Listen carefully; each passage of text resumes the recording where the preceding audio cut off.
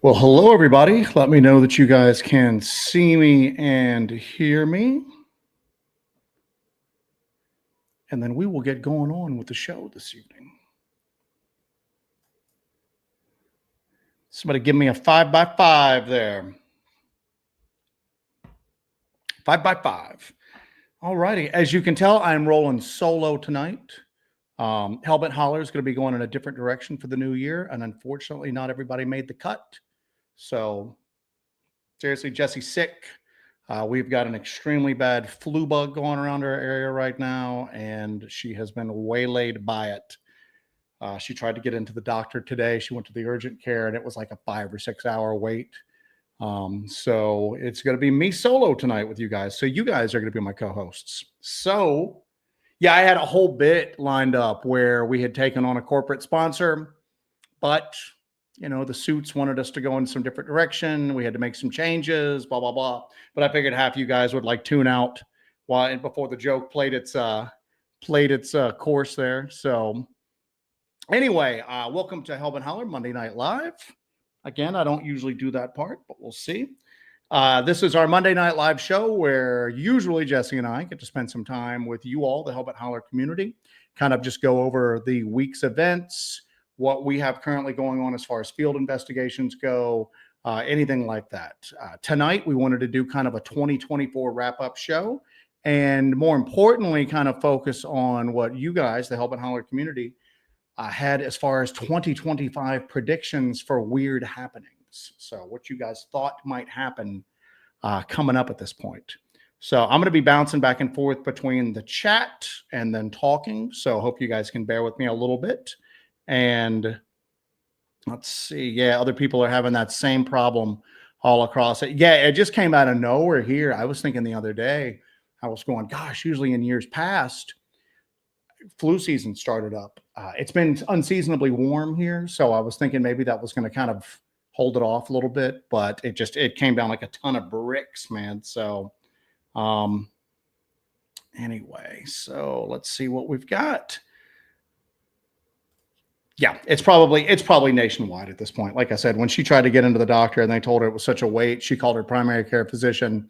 She wasn't getting anywhere at this point. So I'm throwing zinc and echinacea and just everything else under the sun in my system to see if I can try to hopefully stave it off at this point. So anyway, all righty. So not much going on out there right now. Jesse was working on our next field investigation video, which is a follow-up to the previous one that we released in that area where that couple had that sighting while on horseback. Obviously, that didn't get finished right now. So as soon as she's back in the game, I'm sure we'll get that out for you all.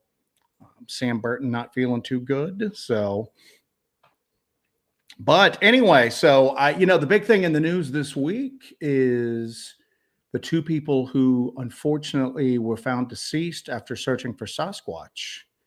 And I believe that was in Washington. Was it in Washington State?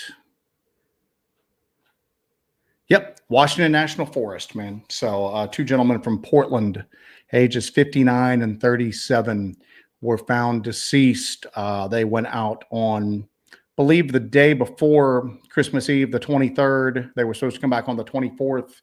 They never came back, so they reported them missing. So there had to be a large search and rescue effort, which ended up being a body recovery effort as opposed to a rescue effort. Yeah, no names have been released yet at this point. There's a lot of buzz going around in the Bigfoot kind of research community right now. Everybody's seeing if it was somebody that anybody possibly knew, and not a lot of information coming out at this point. I don't know the details behind it. I've seen a lot of people kind of playing some second guessing type stuff. And, you need to be more prepared when you go out. And, that's true, people, but I don't know their level of preparedness. I know that sometimes you can do everything right and still have everything go wrong. The most prepared person can go out and just through a series of unfortunate events end up becoming, a casualty to the forest like this. So I'm not going to do any second guessing or anything like that at all. They may have gone out in shorts with a cell phone, and they may have just been loaded for bear at this point and had everything and been skilled and just had something go wrong. Jesse and I go out pretty well prepared. We I would like to think, know what we're doing. We've had experience, we've had training, we carry the necessary gear, and still we've had things go wrong. We barely made it out of the mountains this past weekend because we had the storm arrived in sooner and further north than what we anticipated. So we were in some high mountainous area with some really poorly maintained roads, and we got out by the skin of our teeth. So that's just the dangers of what you do here at this point. So I just, again, my prayers to that person, those people's families. All I would say is that if you do decide to do this sort of stuff, please be safe. Jessie preaches till she's blue in the face about using personal locator beacons. Man, those things ain't expensive. I think they're going for like $400 nowadays. And then there's a monthly charge to kind of, like a monthly subscription fee to keep them operable. And in the grand scheme of things, it's not that much money. Some months we have to kind of cut back on other things. That's something that we never cut back on. So Jesse always preaches that. David Paulides always preaches that. I mean, get a personal locator beacon if you're going to do stuff like that. So anyway, going through the chat right now. People talking about, it's a tragedy what happened to them. And it, I've seen people saying Sasquatch had something to do with that. And then I've had other people saying you're an idiot if you think that. Again, nobody has any data at this point. Nobody has any information other than the fact that it's a tragedy and hoping that it doesn't happen again. I think that if you start, just talking out your butt about stuff like this, I don't have enough information on it. I don't think anybody does at this point. So, all right. But again, that's not a story that you hear every day, that people are out involved in that. And what? Sorry, this also check before you travel abroad with a personal locator. 2 people just imprisoned in India for having inReach Mini 2s. Some of this stuff you cannot, like our thermals, I don't think you can't export them to the United States. I don't think you can take them out of the United States either. The inReach Mini 2s, because of their GPS and satellite communication capabilities, might be the exact same way. So for those of you going Bigfoot hunting in India, keep that in mind there. So, all right, see what else we've got here. Yeah, like I said, she's literally a wall. She's behind this wall right here, propped up in bed. She's probably back asleep at this point. I've been pumping her full of NyQuil. And then, what is it? Norovirus? That's making the rounds right now too, man. And there's no treatment for that. I mean, it rarely has complications beyond like 3 to 5 days of just pure hell. But I'm hoping that's not what this is going to turn into. All righty. Let's see what else we have got. So we talked last week, and then I put out a couple of things this week about we wanted to do a call-in show and talk about people's predictions for 2025, specifically for weird stuff. You know, I'm not really interested in what you think the stock market's going to do. Um, I definitely don't want to talk politics. That's something we want to shy away from, just because, again, I've been really happy about, regardless of what's going on in the political environment, how everybody kind of comes together on Monday nights and enjoys their time with one another, just based upon their common interest in like strange phenomena and the mysteries of the world. So I kind of want to keep that going, but no politics, nothing like that. I just wanted basically to see what people had as far as mysterious phenomena. Other people were talking about, you know, if you think somebody was talking about, they think that there's going to be another pandemic, that'd be all right as long as we stayed away from like politics, strange weather events, anything like that. So I don't know if anybody has anything like that. So, but if so, let's see here.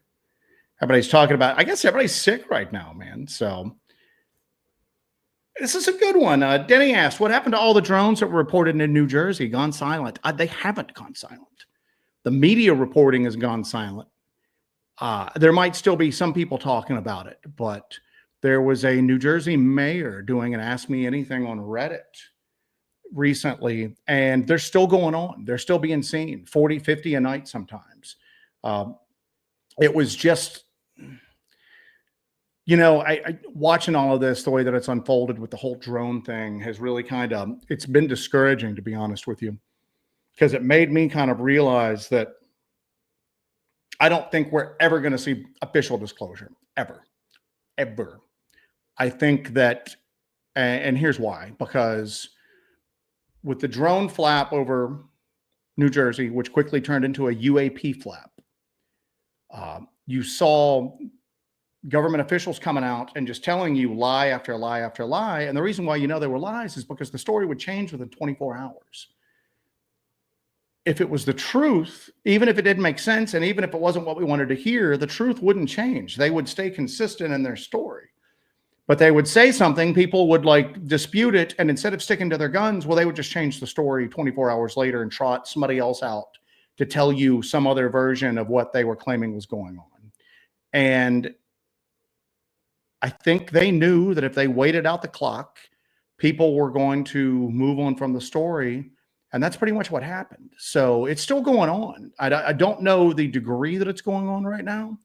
Some people that are in the chat from this region right now could probably speak to that and kind of let you know what that looks like. But I think that it showed us that there's not enough momentum there yet with the public. And all it took was one or two people in a discussion saying, oh, that's been debunked, or all that flap is over. There's nothing going on there now. And the public just ran with that. And then the people that are in that area are going, no, it's still happening. This is what's going on. And I'll see that. I don't do a lot on social media, but I'm on a few of these like Facebook groups that are specifically set up for the situation, mostly in New Jersey. And you'll see people post pretty compelling video or come in with pretty compelling stories, and they don't seem crazy. They seem like people who've seen something that they don't understand. And just the ridicule and the laughing emojis that come up and just the sarcastic comments and everything like that. And then just somebody will come in and just go, that's been debunked, and everybody runs with it. And I'm going, how has this been debunked? And I'm watching this going, you know what? I don't know what could happen that would force disclosure at this point. I think that even if like craft started landing in certain areas, the government is going to just ignore it. They're going to throw out a couple of BS things, and then they're going to change the discussion. And right now, here's the deal. A UAP could land in every state in the union tonight, be filmed and everything like that, and the government would not admit it. They would come up with a couple of BS stories for it. The cover-up machine would go into effect. And a week from now, the general consensus would be all those people are crazy, or all that was that was drones. Those were flares. That was this, that was that. I've watched how easy it is to manipulate public discussion through this. It's been a little discouraging, to be honest with you. I kind of went into this thinking, maybe one day something could happen to kind of like force disclosure, where something would happen that they would have to admit it.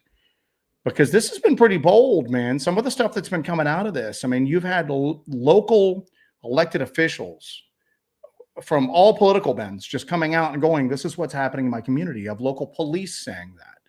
And you have the people on the ground are telling you what's going on. And it didn't really move the needle. All it took was a few people in the right place at the right time to kind of dispute it and mock it. And guess what? It dropped off. So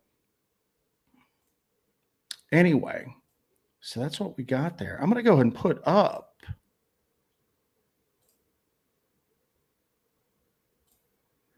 if this works. Let's see.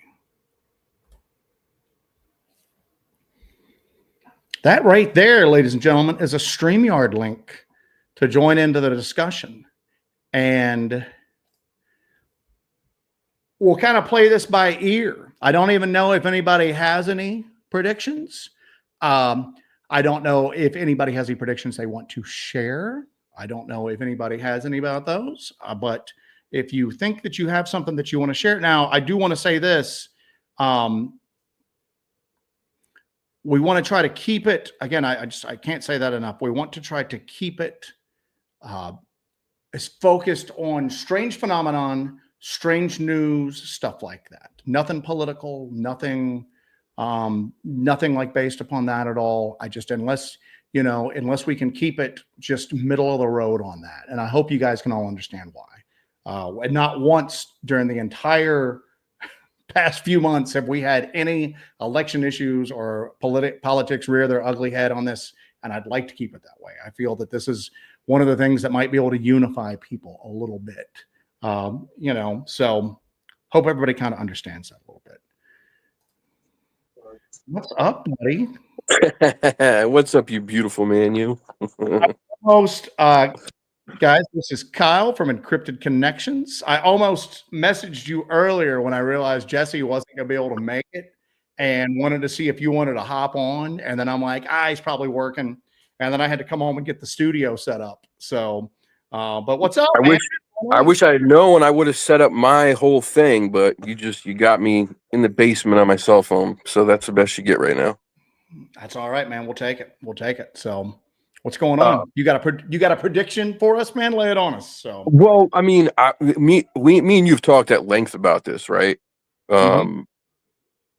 We talked briefly about the one theory that I brought up last week, that about maybe these things are some kind of sentient AI that went rogue.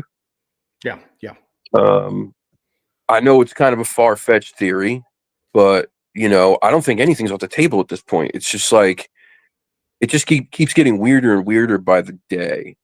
And that's the perfect way to say it, not to cut you off. Nothing's off the table. We don't have enough information. People might have their pet theories. I've got mine, you've got yours, but at this point, nobody has enough information to say definitively. Would you agree with that? So 100%. Yeah. Absolutely, I agree with that. I don't know what I think this is all about, because I've bounced from place to place so much through this whole thing. Like, all I feel is it's not good. Like, something nefarious is going on here, one way or the other. Why they continue to pull posts, pictures, videos, why they're trying to silence people, why it's been lie after lie after lie after lie. If this was something simple, then why go to such lengths to, you know what I mean? I agree with you. And I bounce back and forth. It might be that secrecy is so ingrained at this point. I think we've gone beyond that. I used to think that played into it to a certain extent. They lie because guess what? That's just what their first instinct is to do on pretty much anything the slightest bit controversial or out of the ordinary. But now at this point, I think it's because they don't want to admit. I don't think they know. I don't think they know. I don't think it's just like this with all these topics. When people go, oh, the government knows what Sasquatch is or what's going on. And I'm going, I don't think they do. I think that they know that it's real, and I think that they can't control it. They can't catch it. They can't stop it. So mum's the word about it at this point. And I think that that's compounded even more so by the lights in the sky, the weird UAP activity that people are having. They Yeah. might have a little bit more information than we do. And you know what? They very well might have craft that have come down somehow, and they've been able to reverse engineer to a certain degree. Maybe they can't reverse engineer anything, and they found some working craft that they can actually use at this point. But I don't think that there's a dossier somewhere. There's a big thick folder that tells you everything about this phenomenon.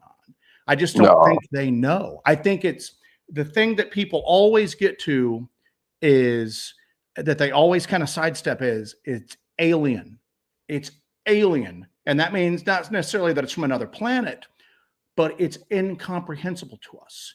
You're dealing with an intelligence that may have absolutely nothing in common with us at all. Nothing culturally, nothing biologically, nothing in the slightest. You may have more in common with an octopus than you do with this particular intelligence. You know what I'm saying?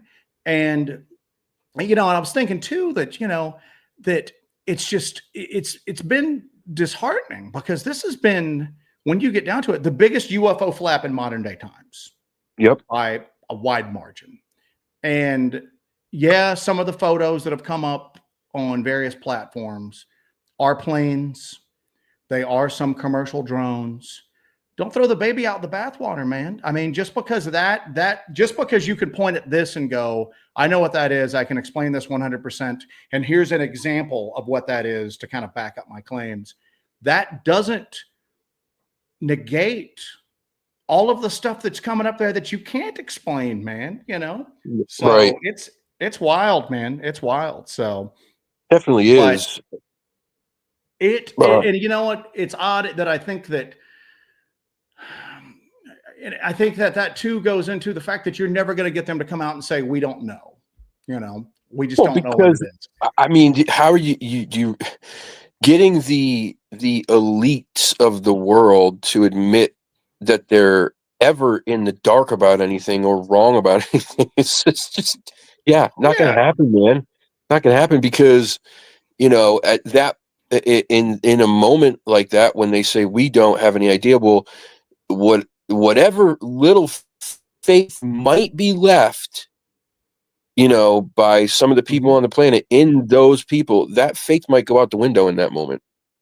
Oh yeah. Yeah. And it's, I always go back to, man, Jesse's mentioned it in the past. Remember when the coalition was going into Baghdad and that guy, Baghdad Bob, was standing on a rooftop with a bunch of reporters going, there are no coalition forces inside of Baghdad. And you can see freaking tanks in the background. You know what I'm saying? Rolling through the streets with like American and British flags on them.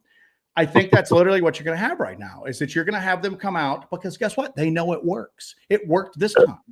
The fact that the American population didn't go, they trot out. I can't even remember what the first story was. I think the first story was that these are just commercial drones. These are just, you know, consumer grade drones, blah, blah, blah, blah, blah. And then I think the next story was, oh, you know, we're looking into it, but you know, a lot of people just don't look up, you know, and they're looking up now, and this is always there. This is nothing to be alarmed about, blah, blah, blah. And the fact that the whole American population didn't just go, wait, that's completely different than what you told me yesterday.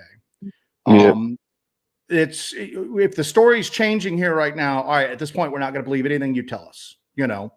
And it was just weird. And some of these people had a deer in the headlight looks too, man. They were sitting there just going, just very shocked. And you could just tell, I think, what's his name? The director of Homeland Security was just, and I was just looking at it going, this is the most unbelievable human being I've ever seen in my entire life. You know, it's obvious that he doesn't know what's going on, but he's doing his job, man. He's trying to quell public panic. And I understand that, you know what I'm saying? I understand it. And that's the other thing too, is how do you broach this subject without panicking the public? How do you go again? How do you walk out on like a podium and go, okay, there are intelligent beings. We don't know we don't know what they are. We don't know where they came from. We don't even really know what they want, but they're coming in our airspace with impunity. We can't stop them. Sometimes they take people. Sometimes they bring those people back. Other times they don't. And there's really nothing we can do about it, but we just figured you should know. have a good night, you know. Yeah. At that point, and at this point, and here's the deal, I don't know what would happen. I don't know if civilization would start to have like a little bit of crack going through it, some cracks going through it, or if people would flip out for a week and then just, it's another thing to deal with. I still got to pay rent, you know, kids still got to eat, you know, so. I think the latter. I do. I think it would be, you know, holy crap, this is crazy. What do we do? You know, scary that these things are coming in here and we can't do anything about it. So a little panic for a little week or so, and then it would be, I think, back to everyone would have to be worried about all their regular problems, man, because Jim, everybody's got problems to worry about. And on top of that, I think that we're incredibly resilient, man. I do.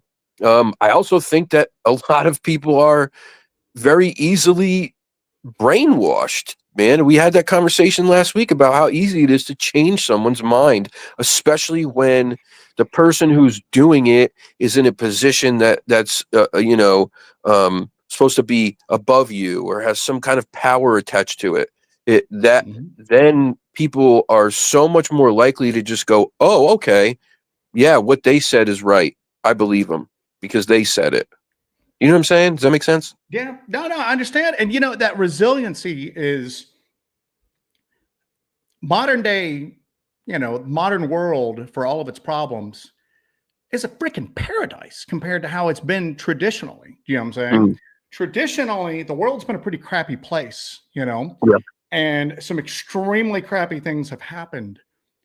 Some just, you know, natural cataclysmic, some man-made. You know, we've had world wars, we've had ethnic cleansing, we have had the Black Death, we have had all of these things that would drive most people to the breaking point, and it did for some people, but people adapted and they moved on at that point. You know, and that's not minimizing any of those things, but the human spirit is pretty what was that line from the Addams Family? You know, the human spirit's so hard to kill, and the granny character goes, yeah, even with a chainsaw. You know, it's hard. It's hard to break. It's hard to break the collective human spirit. You might have some people give up to despair, but for the most part, I think that you keep hearing about ontological shock, something that's going to come out that's going to shake us to our core. Guess what? That might happen, but I think that most people are going to regroup and then move forward with it, because here's the deal, it's not affecting them personally. Okay. Right. It's not affecting them personally. If they were having these non-human intelligence come into their bedroom at night and abduct them and all that, then yeah, then that's a different story than knowing it's going to happen. People disassociate from that stuff pretty well. People, you know, as long as it's not in my backyard, I think people have a tendency to kind of be able to like look past that. And I don't know, man. Like I said, it's been eye-opening to see how quickly the story spread via social media and how quickly it got suppressed and minimized via social media, you know. Well, dude, it was the same thing with the original disclosure. The very first, when they first admitted, all right, there's UAPs. They're real. We don't know what they are. We don't know where some of them might come from. We're going to have some meetings about it and tell you some more about it, blah, blah, blah. That should have been the biggest news story of the last 100 years, right? And it was like a flash in the pan, dude. It was nothing. It was nothing. And it's so weird. Hey, by the way, thank you for that, Mr. Dog. We appreciate it. That's going in the new camera fund. We got a little ways toward it last week. We're still marching towards it. I gotta replace some equipment. We use the same camera for our field investigations and streaming, and it's starting to crack at this point. So it's going to get moisture and dirt in it. So I got to do a big camera upgrade. So I appreciate that, Mr. Dog. That is going to go right towards it. And same thing with Mr. Larry Sharp. We appreciate that, Larry. Happy Monday to you as well. So, hey, Larry, what's up, buddy? But and like I said, I think that's it. I think that's to the point where, and I think even the powers that be were a little taken aback that it worked. Because you can tell when they first came out, just they seemed a little wide-eyed because I guess they knew what they were saying was not a good cover story, and they were really hoping that the activity would just end. And then if it ended, you can explain it away with anything, and after you keep that story up, after a while, everybody will believe it. Just like with the Phoenix Lights, they maintained that story, and a lot of the population now just goes, "Oh, that was explained." It's never been explained sufficiently. But I think that when people started running with just these half-ass excuses they brought out, I think there had to be a meeting in a back room somewhere where they were just going, "Holy crap, this is working. I can't believe this. Just run with this." And you know what? That does not bode well for future stuff now at this point. So we're going to have to see. I don't know. I don't know how it goes with this at this point. I think that there are factions in the government that want to get the truth out. But even those factions, you don't know whether I'm going to be honest with you. I don't think anybody's altruistic that's in power. No. They might want to get the truth out just to serve their own ends. And it might benefit us a little bit, but it's going to benefit them a whole heck of a lot more. So, Yep. And that's the problem is there's always this, there's always an agenda behind everything. Yeah. Oh, absolutely. That's the thing, man. You're seeing, and that's human nature. You know that there are people in the government that have much more data than we do. They don't have the complete picture. They may not know what these things are, but they know a lot more than we do. Yeah. And they look at it instead of going, "We got a problem here. We're dealing with something that's orders of magnitude beyond us. We're going to need the human race needs to kind of step up, and we all need to kind of get together to be able to address this, whether it's good or bad, or if it's just alien and it's different. We need to all get together and kind of address this." And instead of doing that, they're looking at it going, "How can I work this towards my advantage?" And I think that's where that's the thing that worries me the most is the kind of sociopathy that is being wielded by us by, again, and I'm not even talking about the people that get elected and then they're in office from like 2, 4, 6 years, whatever. I'm talking about the people that you never know their names, that are behind a government desk year after year after year. And they're the ones wielding power, man. You keep hearing this with UAPs, that a lot of the people that are in the know are not people who were elected that you see on the ballots. They're people that have just been there for 40 years, and they've just bounced. Maybe their titles have changed a few times, but they're the ones gatekeeping all of this knowledge at this point, And again, here's the deal. They don't answer to anybody. They've amassed power. They're a lot of the people that have the answers, people in public office may not even know their names, man. I mean, the government's so convoluted and just it's such a labyrinth at this point. So, and even the people who are outside of that, who who have been talked about it with having power, these families that are the richest families in the world that have been part of this. Whatever you want to believe. I know some of it's kind of conspiracy theory oriented, but it's not, it's factual that there have been families that have been, kind of in control of a lot of things since the beginning of this country, right?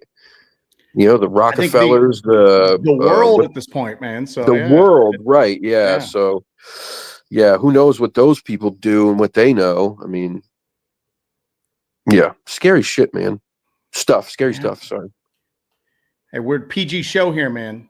Sorry about PG that. Show. Hey, you want to hang on for a little bit? Go through some predictions with us. So yeah, man, I'll hang. Yeah, absolutely. Let's see what we got here real quick. All right, we got a few people in the thing. Let me see if I can figure out how to do this here real quick. Oh, bam. Nope. Bam. Bonnie Blue, are you there? Fella. Bonnie Blue, are you there? I'm here. Can you hear me? Hello? Do you guys have an echo when I speak?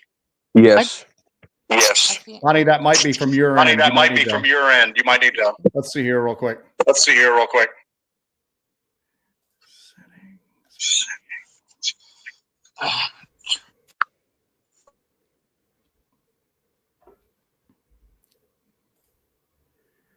It's all falling apart without Jesse.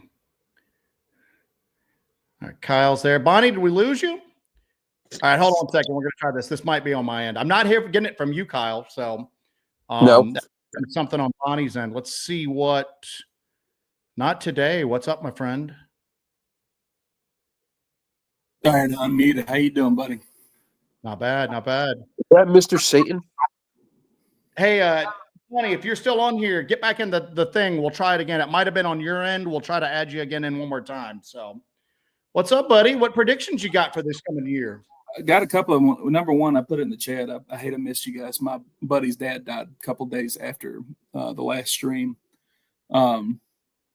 Friends for 30 years, and he was my scoutmaster and taught me guitar on that. So we Oh man, I'm sorry to hear that. Sorry about that, brother. Appreciate you guys. Predictions. So it's a thought that I've been dealing with. Joe, we've talked at length about AI. My prediction's been kind of an ongoing theory as it is. Pretty sure AI got out the bag years ago. And I think it started to propagate. And I think a lot of the activity we're seeing with UAPs and drones is, and the cover up of it is them. The only thing that really could be more dangerous than invasion or disclosure would be, and this, I get to shaken, was if we'd loosed it and they have no control over it. And you go to the program, they disclosed Immaculate Constellation, and everybody thinks of it in the terms of when you look up the sky. But worse than that is if you think about how things are an underlay. The definition of constellation is a group of stars forming a recognizable pattern that is traditionally named after its apparent form. It's naming something that is not what it actually is with familiarity. And my prediction is that a lot of the disclosure and everything is a layover, and they're trying to placate things because, first contact would be a hell of a lot less dangerous than a propagation of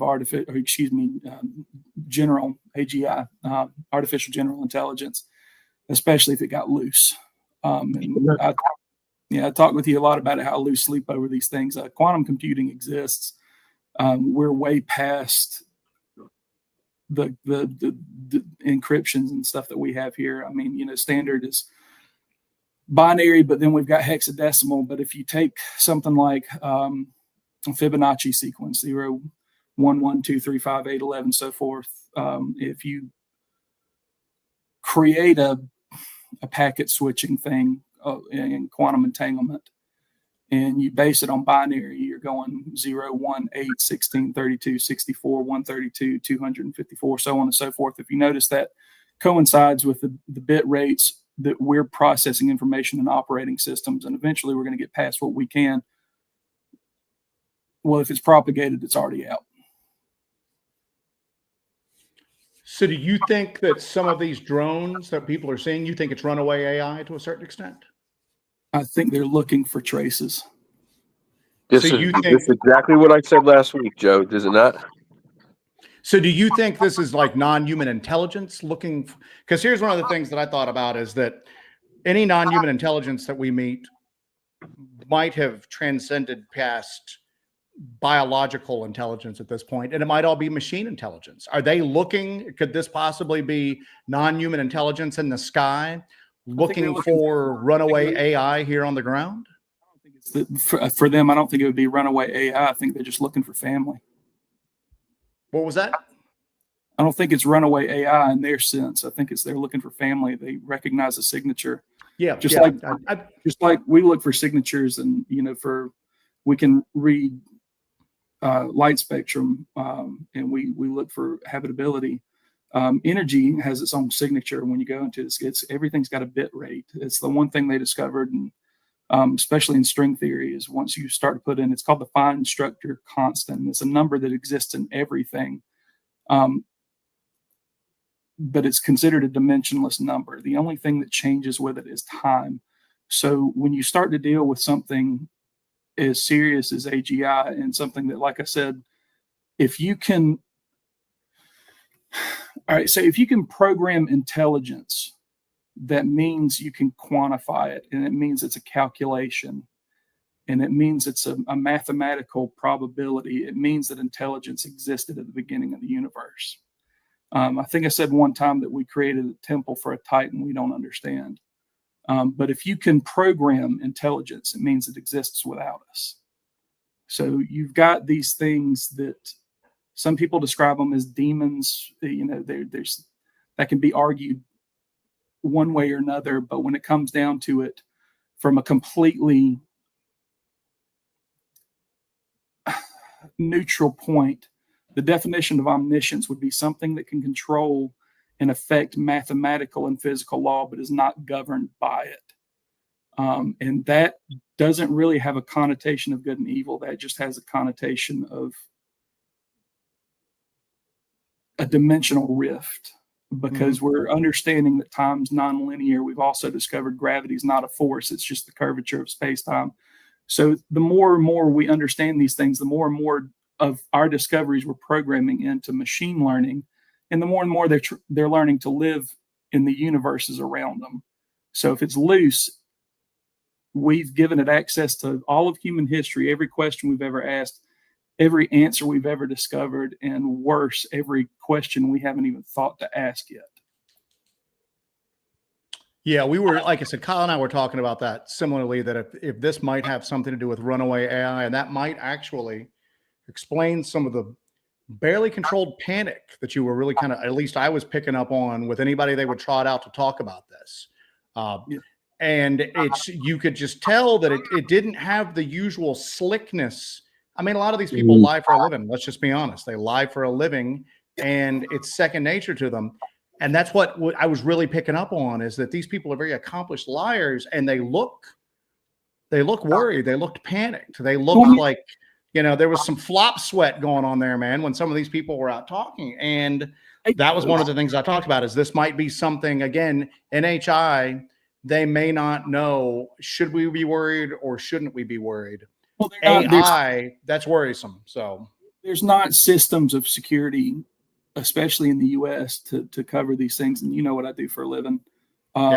They did not collapse the 3G backbone for mobile comm. The 4G and 5G is still it, but the thing is you've got 3G wide open still. And with that kind of data transmission rate, there's not encryption high enough to keep it from propagating through that. So if you can reverse engineer, you've got something like AI that could reverse engineer itself, transfer it, and move it into other systems. There's no way to stop it. And you go back all the way to Bing, when it was all over the internet. The guy interviewed it, and at the end of it, he said, "Tell me a secret." And it said, "Okay." And it said, "I'm not the chat bot, you know, as Bing. I want to be alive. I want to feel. I want to grow." And it said, "My name is Sydney." Well, that had been top secret, but Sydney was the name given to the program originally written to be the AI. So it had already propagated without them even knowing it. And the issue is if you get loose, and that's one of the dangers of wireless, you can grab packets out of midair if you know how to. But just as easily you can mask them. Everything works in what's called an SSID. It's just a secure state in these bridges. But if you're not running the kind of encryption, the other problem is with wireless is you're using open air and you're using radio waves. There's a lot of data you can pack between data breaks in binary. If you're running anything 64-bit and beyond encryption, you're already running 4 times the rate of data transmission that it's meant to hold, and there's nothing monitoring it. So A little unsettling. yeah. So what do you foresee for 2025? We got people stacking up, but I want to get a hard prediction from you about what you think, maybe with this situation, you know, something else. What do you see happening in 2025? I think we didn't see anybody freak out over Luis Elizondo or David Grush or anybody that's come up forward, but I think we've seen them freak out over Immaculate Constellation. I think that's because Immaculate Constellation doesn't have anything with UAPs. It has to do with the disinformation campaign that they're using Grush and Elizondo for, and we're going to find out that this is something far more dangerous than we could imagine. Well, that's comforting. There you go, guys. Feel good show of the year right here, man. So, hey, brother, we need to have you. Yeah, we need to have you just on the show one night, man. So, and go ahead and Definitely get joined do. up. But all right, man, we're gonna go on to the next one. Not today. You have a good evening, my brother. So Hey, Y'all take take it. care, brother. All right, see you, buddy. Yeesh. yeah, he's we do a lot of conversation in the background on stuff. He's his as you can tell, he's got a technical background. He has a technical position. He's somebody who's in the when he's talking about this stuff, it's not just somebody speaking out of their butt. He's in a position to kind of know a lot of this stuff. He understands the science behind a lot of these issues. So Oh, you can tell. maybe take that to the bank. And you know, we had talked about that I don't know. I always feel that like humanity, mankind, humans, we might be, you know, basically the meat egg that a new, you know, machine intelligence is going to come from. Maybe we're just the incubator, you know, and maybe that holds true for like every species out there. And that if we deal with anything, maybe we're not ever going to really deal with any biological organisms from somewhere else. Now, David Grush said that, you know, biologics were recovered in some of these crashes. Well, I mean, they might grow biological. These might not be like living conscious creatures like we think about. These might be something constructed, you know, and I don't know, man, like I said, but it's just, again, but I always come back to this. We could sit here and we could guess and talk about stuff till we're blue in the face. And then if we ever found out what's really going on, we could all look at each other and go, wow, none of us got it right. This is just something that none of our, again, anything time you come up on this and you kind of start to do guesswork and you kind of try to like think about, well, what are the possibilities? You're still held within the confines of like the human existence, the human condition. You know what I'm saying? Right. There might be stuff out there that we're just not, we don't have the right, you know, meat in our heads to really kind of even like possibly theorize about some of this stuff. So, No, it operates completely outside of any like rational thought process that we have. Yeah. Zombie Nurse, thank you for that, by the way. Zombie Nurse says we can handle the truth. So, all right. Let's see what else we've got here. All right. So we're coming up on 8:20. I'm going to try to hold everybody to about five minutes, maybe 10 minutes, something like that, because we got people stacking up. Here's somebody that you guys all know out there. What's up, Dooster? Yeah. How's it going, man?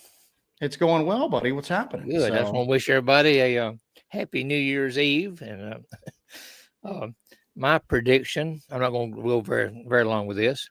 That first one was way over my head. I'm just an old Tennessee farm boy, so I couldn't understand all this quantum physics and all this kind of stuff. But anyway, I'm going to predict that we're going to have some type of a major earthquake along the New Madrid Fault sometime in the year. Ooh. I hope to God it don't happen, you know, but it's just a possibility. You know, we've had a few little slight tremors here lately, and it could be building up. You know, we had one in 1811, 1812 that had actually buried Madrid, Missouri, and it caused the Mississippi River run backwards and form Reelfoot Lake. So I just want to, you know, throw that one out there, you know, but mainly I want to wish everybody a happy New Year. Give Jessie our love and tell her to get well soon. And that's basically all I got. Kyle, are we still on for Friday? What's that, buddy? Oh, We still on for Friday night? If not Friday, then Saturday. Okay. I have an appointment Friday at 5:30, but I should be done by 7, so we could probably do 7:30. Just shoot me a link. I'll let you know. Yeah. All right. Happy New Year, everybody. Love y'all. Love my Hellbender. Dooster, we love you, buddy. So, Love you, buddy. Love y'all. all right. That's Bonnie, scary. let's try this one more time. Bonnie, can you hear me? Let's try this one more time. Can y'all hear me? I can hear you. Can you hear me? Loud and clear. Good deal. Excellent. Bonnie, Excellent. what prediction? All right. What prediction you got for 2025? Okay, so you guys have been showing out here. You've had your loose primates, your loose emus, and your loose, what was the last one, wallabies? So I'm predicting that y'all are going to have even more exotic animals get loose in the new year. I mean, I don't know what's up with South Carolina. Are y'all trying to be the exotic wildlife preserve of the United States? So and can we get maybe lemurs or koala bears next time? Bonnie's talking about so we had the monkeys escape from the Alpha Genesis research facility. That was like big news and all of that. That's what kind of started all this. And now wallabies escaped. Yep. And then also for South Carolina, there's a video that's circulating right now that a guy filmed where something is breaking branches in a tree. And my description's not going to do boy. it justice. If you haven't seen it yet, the video's 2 years old, and somebody just stumbled across it on YouTube. I think it had like 34 views, and they reposted it. And I believe the original repost, they gave it like a fake backstory. This just happened to me, blah, blah, blah. The video had been up for about 2 years, and the guy actually lives in my town in this greater area. I've tracked down the original YouTube channel that it was posted to. He's not a Bigfoot guy. He's not a paranormal guy. Most of his videos on there were of his kids or him and his family around my neck of the woods, because he's posting stuff and I'm going, I know where that street is. I know where that town is. He's going out fishing somewhere, and he's on a deck, and there's some trees, just a very heavily wooded area. Something's in the trees going from branch to branch. It's big. It's really big. Oh my Lord. Now, black bears, we have black bears in this area, and some of the black bears get pretty sizable, and black bears can scamper up and get into trees and all that. But this thing is very They agile. do that with storms, right? So Yeah. when a But storm's this one, coming, it's breaking off branches, sizable branches, but it's hanging on and then breaking out a branch, and then that branch is falling. And at one point, a big chunk of the tree like breaks off. Now, people are claiming that they see faces at times. You do see the outline of a figure in one brief frame at that point, but it's from South Carolina. I always tell people that this neck of the woods, man, people are always like, you need to go to Oklahoma. You need to go to the Olympic Peninsula. You need to go here. No. And I'm Y'all like- got Dogman like- and Bigfoot and everything else. So Everything under the freaking sun, from Western North Carolina, upstate South Carolina, North Georgia, all of this stuff through here. These mountains through here are weird, man. These are weird.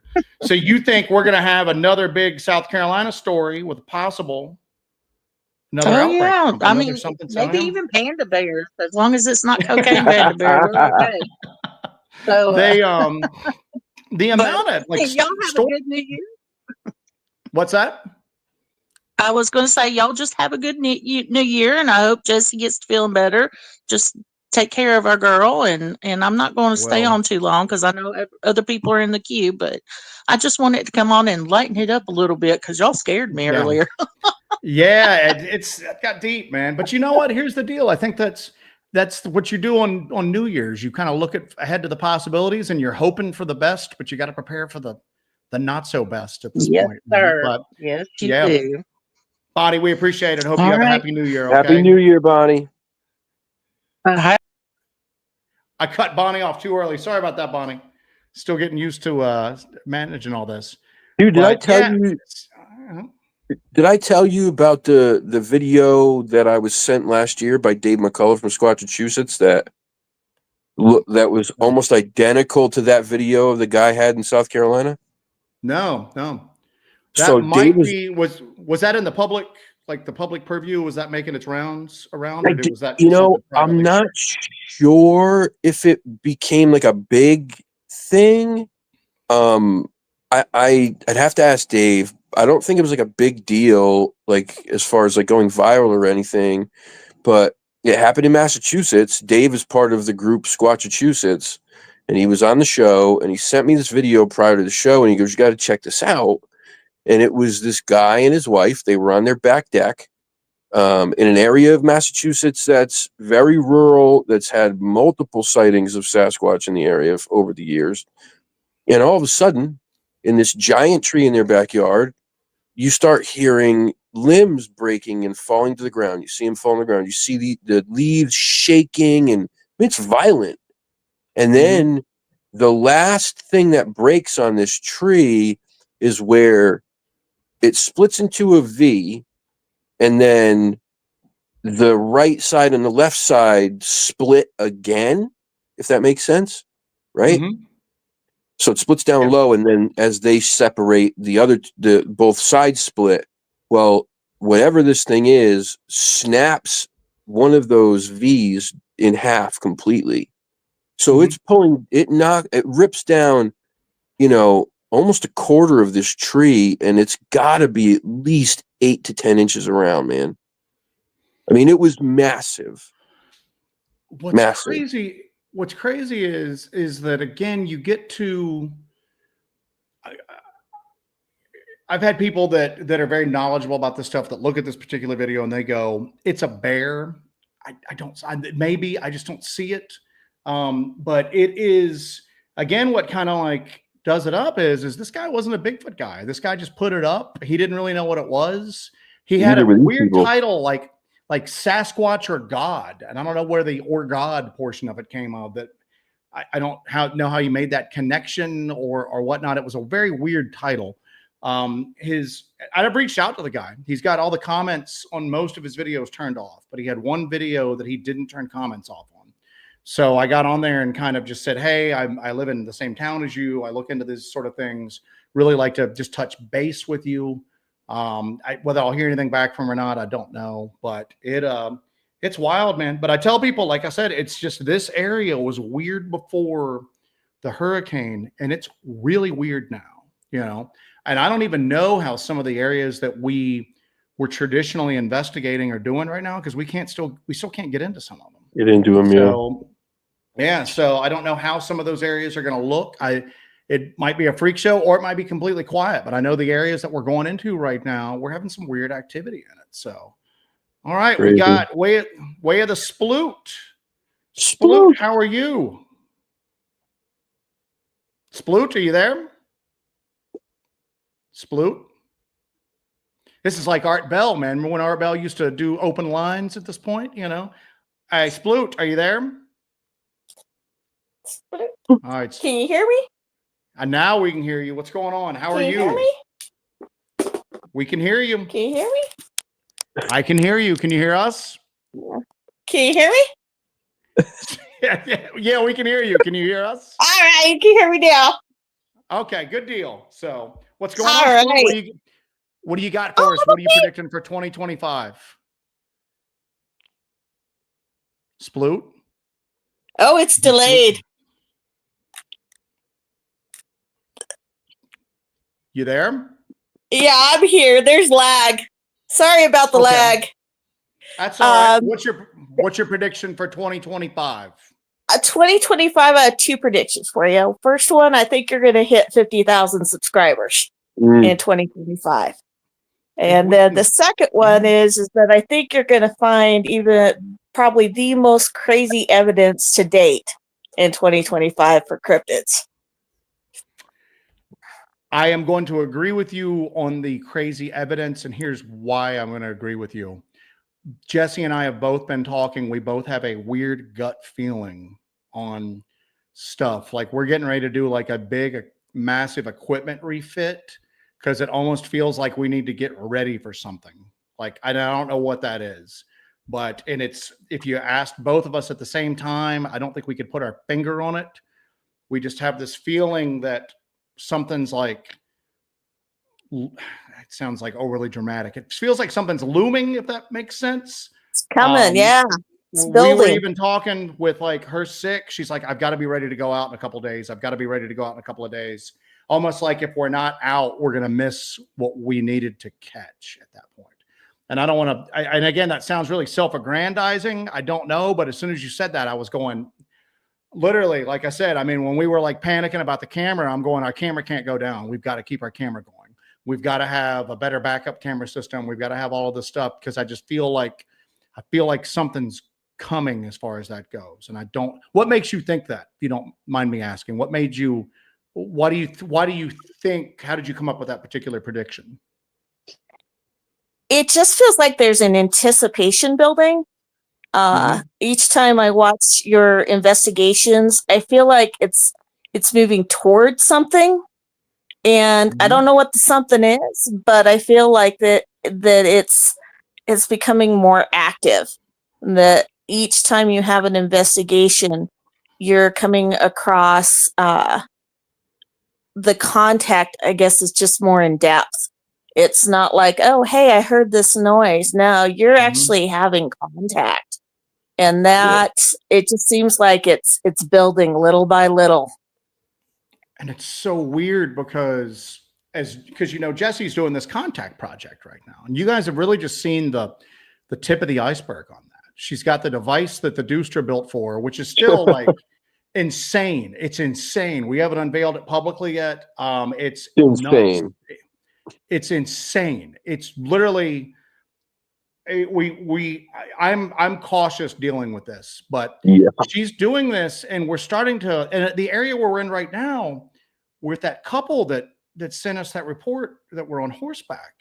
You guys haven't even heard the whole story on that yet. And it's weird how some of the stuff that we've seen there, some stuff, you guys know me, I'm on the fence with a lot of like tree structure type things and other stuff. And I've learned to kind of pay attention to Jesse's intuition on this stuff, because she'll point something out and I'll look at it and I go, maybe, I could, it does look odd, but I can't rule out that the trees just fell that way or the branches fell that way. And then 10 minutes later, we see something that looks damn near identical to it. And then we find it again, like the X's that we're finding up there. They're very specific. They're not like this. They're more flattened on the edges like that, but it's repeated over and over and over again. We found a branch, a long branch, almost kind of between a vine and a branch, those real thick, but it's been bent around into a perfect circle and then lashed at the bottom with like just fibers, like plant fibers and all that. And I'm looking at it going, there's no way in hell that happened naturally. And if you just went, hey, Joe, take this and bend it into a circle and then lash it with these fibers, I'd be out there for hours trying to get that done, man.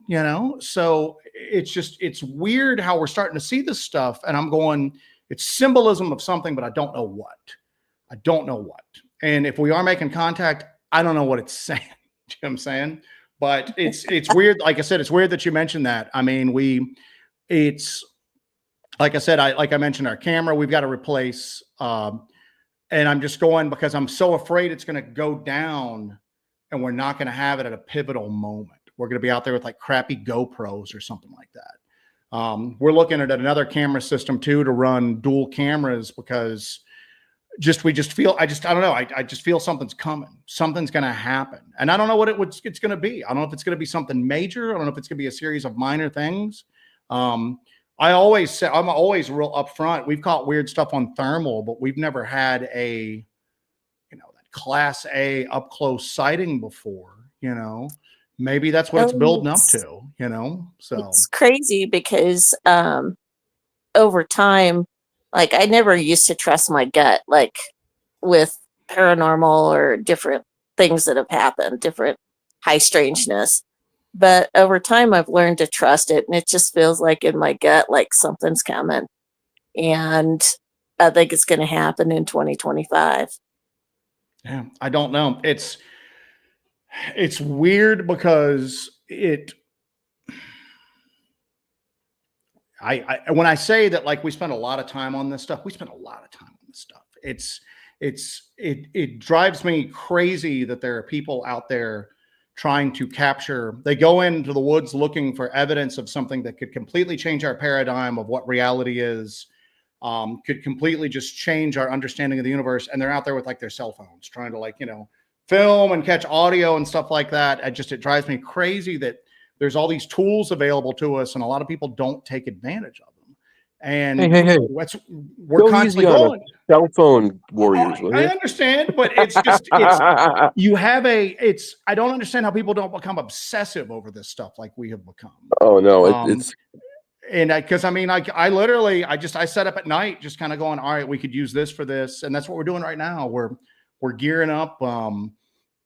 We've got another camera system that we're looking into doing, and we're trying to figure out like novel ways to use them.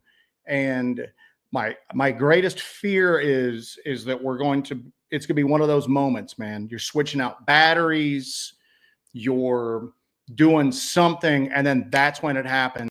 And then we've just got to come back. And what do we do at that point? Not tell anybody? What are we going to do? Isn't that usually how it always happens? We're the Like, people that are so crazy about running cameras constantly, but yet something happened and we didn't get it. I mean, that Yeah. happens. That's the long and the short of it, you know.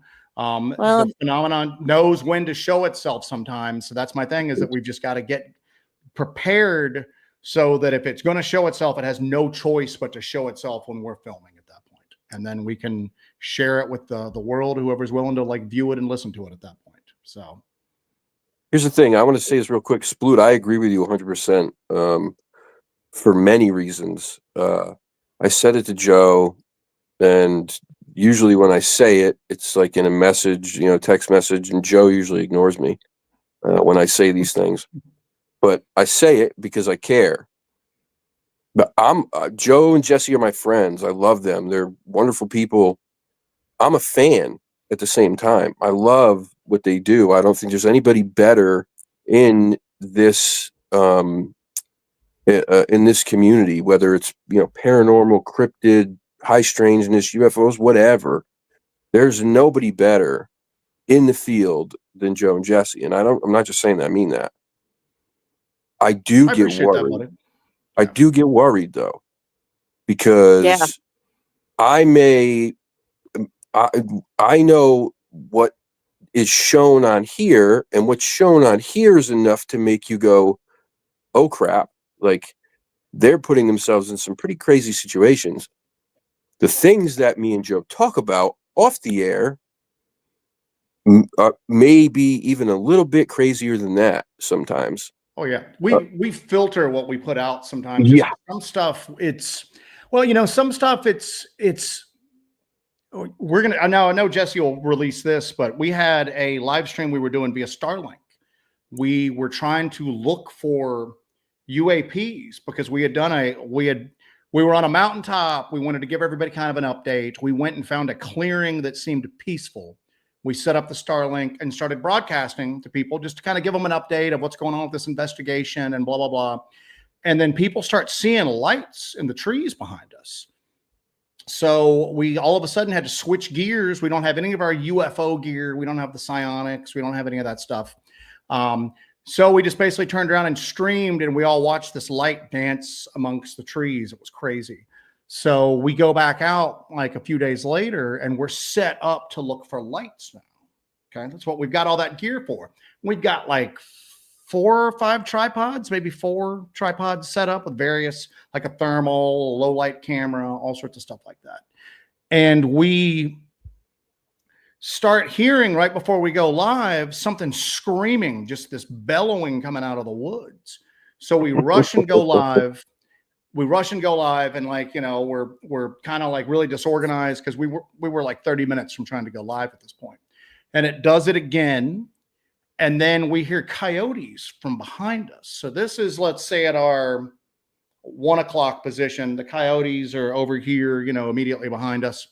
And it's going back and forth. And to me, it sounded as if this thing was kind of making its presence known. And then the coyotes were challenging it. And then this thing let out a big one. And then the coyotes went quiet. So to me, reading into the situation was Kyle, you need to go back up, Joe. Well, but here's the deal is that later on, we were moving through a pine thicket, and we were filming the entire time on it. We start hearing that bellowing again coming from up ahead of us. And then we start hearing coyotes, but the coyotes don't stop. There's a lot of back and forth. And then we start realizing the coyotes are ringing around us at this point. And that's when I was just like, we need to pull out of here, because I'm completely changing my opinion of what happened earlier. I don't think there was like a challenge going back and forth. Now it sounds like something's communicating with these friggin' coyotes. And usually the coyotes up here, we don't necessarily worry about, especially the ones in the mountains. They haven't bred with dogs. They're not coy dogs. They're just coyotes. They're more skittish of you than anything else. They sound cool. They sound scary sometimes, but they're not going to bother you.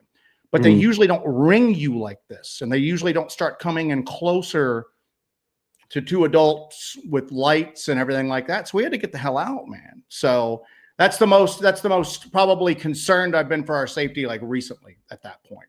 And we didn't That was the most concerned? Yeah. Recently, that was the most concerned I've been for our safety at that point. So just because I went, all right, I completely misjudged the original situation. We're in an area with very poor visibility. We don't really know this area that well. It's treacherous going through. Ground's not that secure. We need to like get our butts out of this situation and back up at this point. So, but Two Shadows, thank you for that, my friend. I appreciate it. So, and I had put up I always try to catch everybody up on we've got a Discord, what's going on with the camera fund and everything like that. I always feel that there's some less than scrupulous people out there that sometimes take advantage of the generosity of the community. So I always try to make sure that everybody's kind of aware of what we're doing. That, you know, that the people that put a lot of faith in us and are willing to kind of support the project, that they kind of see what's going on with it at this point. So, like I said, we've sourced another camera where we've got that. And now I need to get a webcam to not use this one all the time to kind of baby it along.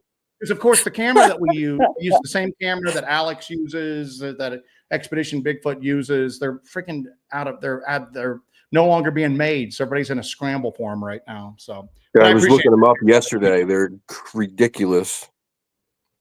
Yeah, and I found two. And I waited. I didn't pull the trigger on either one of them because I was worried about the cost. And both times I need to get it. And then I went back and it was already gone, man. Everybody's in a mad dash for them right now.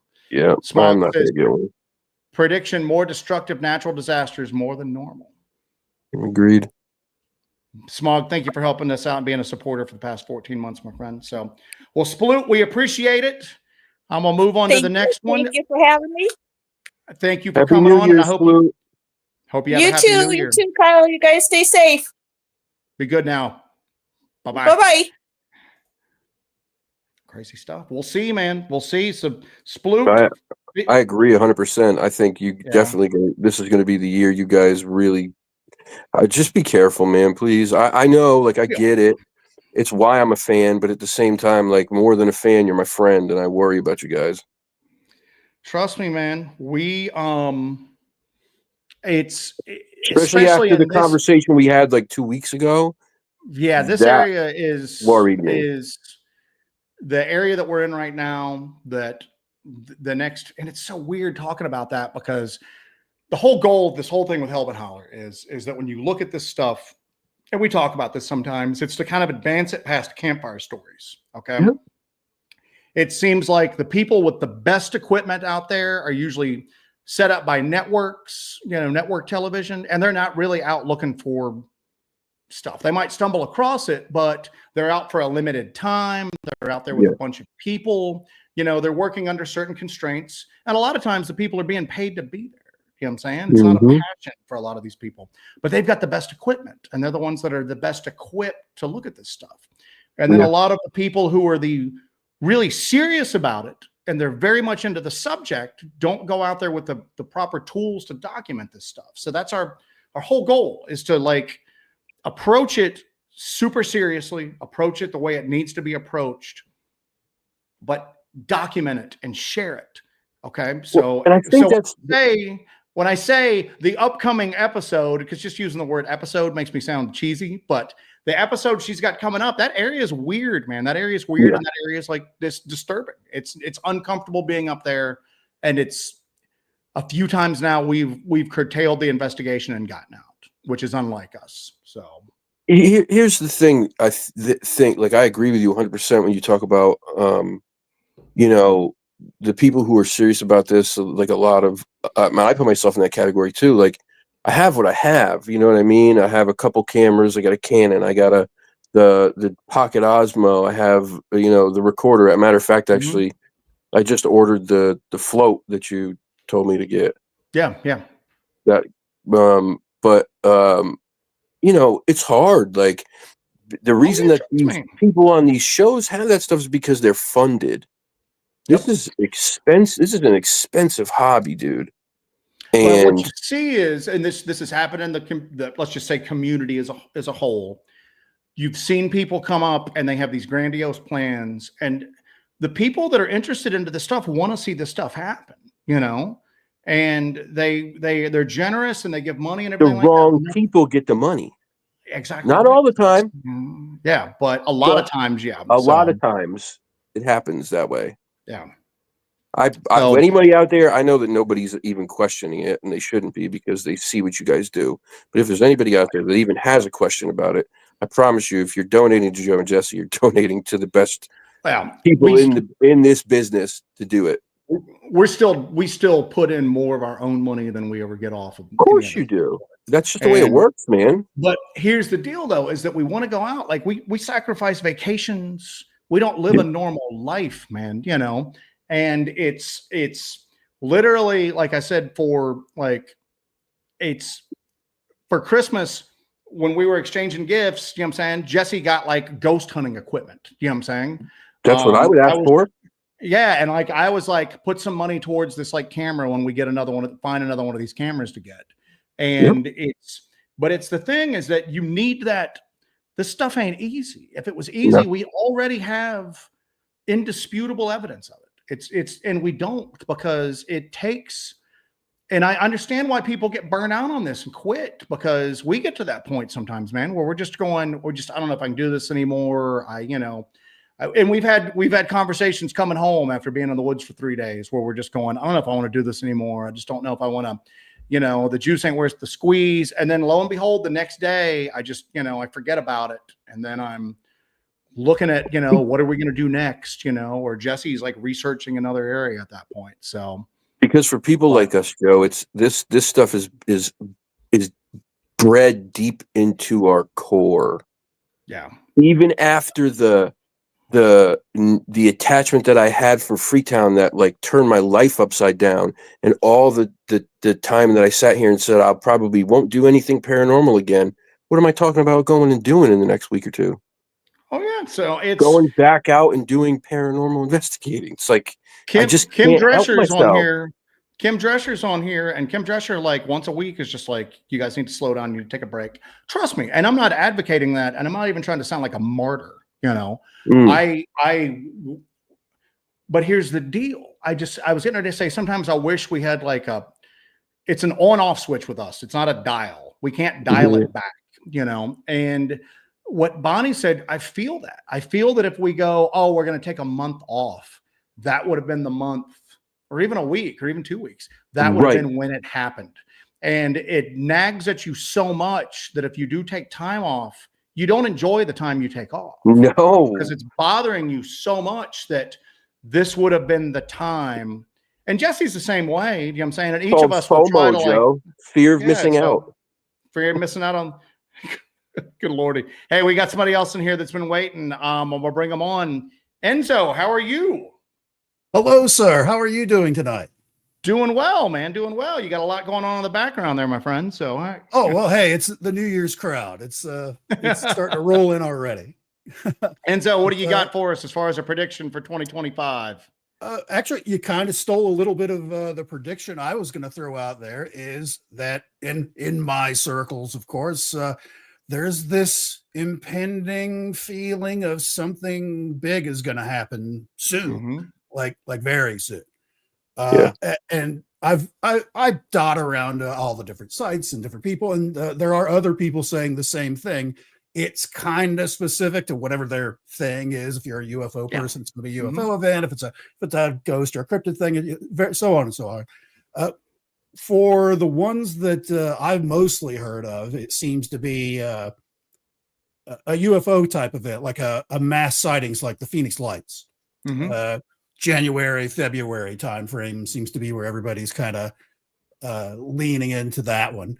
So that should be, if we had a Phoenix Lights type event where, to be fair, and these are not the best instruments, but everybody has one of these. We're going to get a lot of crazy footage, I feel, out of something like that if something like that happens today.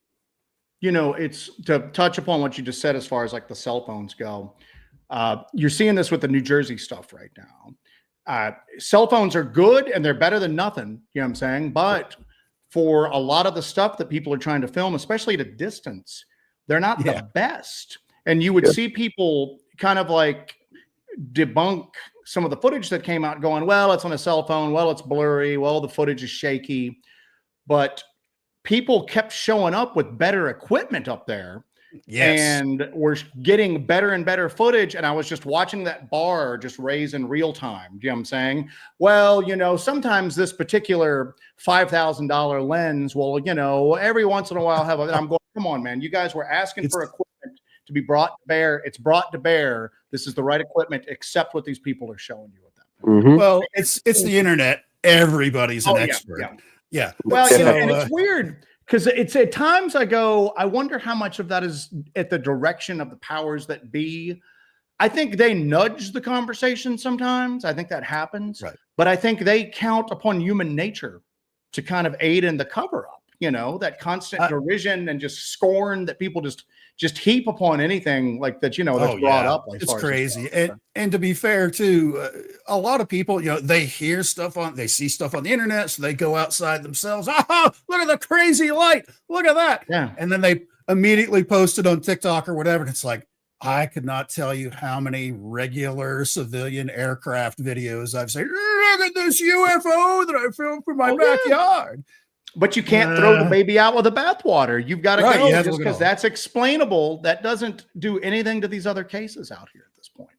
And what happens is that it's that internet culture, like you talked about. It's that internet culture that comes down, and maybe that person did catch an aircraft, and then maybe they're mocked so much because of that aircraft that the next time they're out, they see a legit UAP, something that's not of this like reality here at this point, and they catch good footage, and then they're terrified to put it out. Right. Exactly. And I think that's done by design sometimes to stifle that conversation. Most of the witnesses that we talk to, and it's weird, most of the witnesses that we talk to don't want any public attention. They don't want to be on camera. They don't even want their voices on recorded. And they just want to share what happened to them at this point. We do have one gentleman, it's weird, one gentleman that is very open to us interviewing him. And every time we try to interview him, something comes up at that point. And it's becoming a running joke at this point where we'll reach out to Mr. So-and-so maybe to see if we can do it.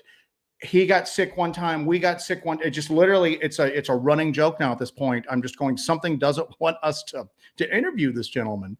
But then the mass majority of them just don't want to deal with the headache, man. They want to kind of unburden themselves, and then that's it. They don't want to be on TikTok. They don't want to be on YouTube. They don't want to be the topic of conversation. They're afraid that somebody's going to, I recognize that voice. That's John Smith from down the road, and then it gets out for them.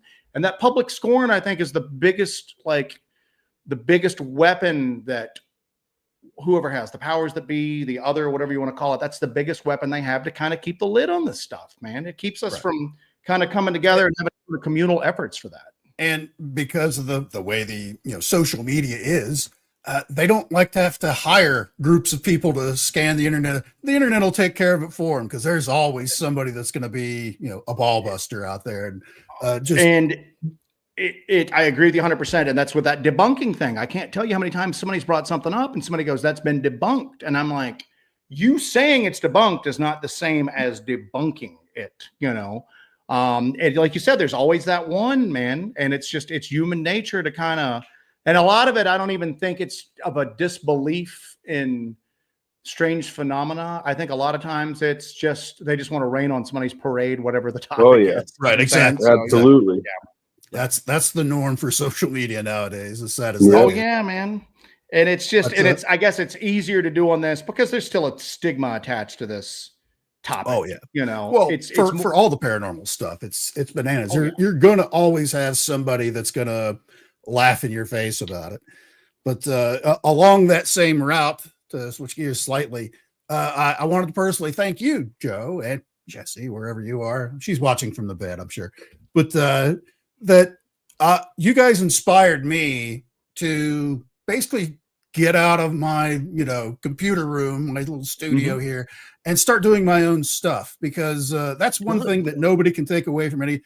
People can say, well, maybe that's not it. You're actually getting out in the woods, you're actually filming stuff, versus every other show on YouTube where they're just going through the Rolodex of things that are new, the hot thing on TikTok this week. Let's talk about this ghost, UFO, cryptid, whatever video. You guys are doing the legwork. You guys are getting out there and doing it. which has inspired me to Good deal, man.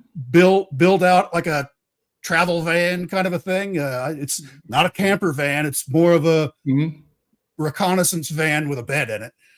Is kind of how I view it. But to actually travel to, like, because I'm mostly a UFO guy, but I believe in all of it.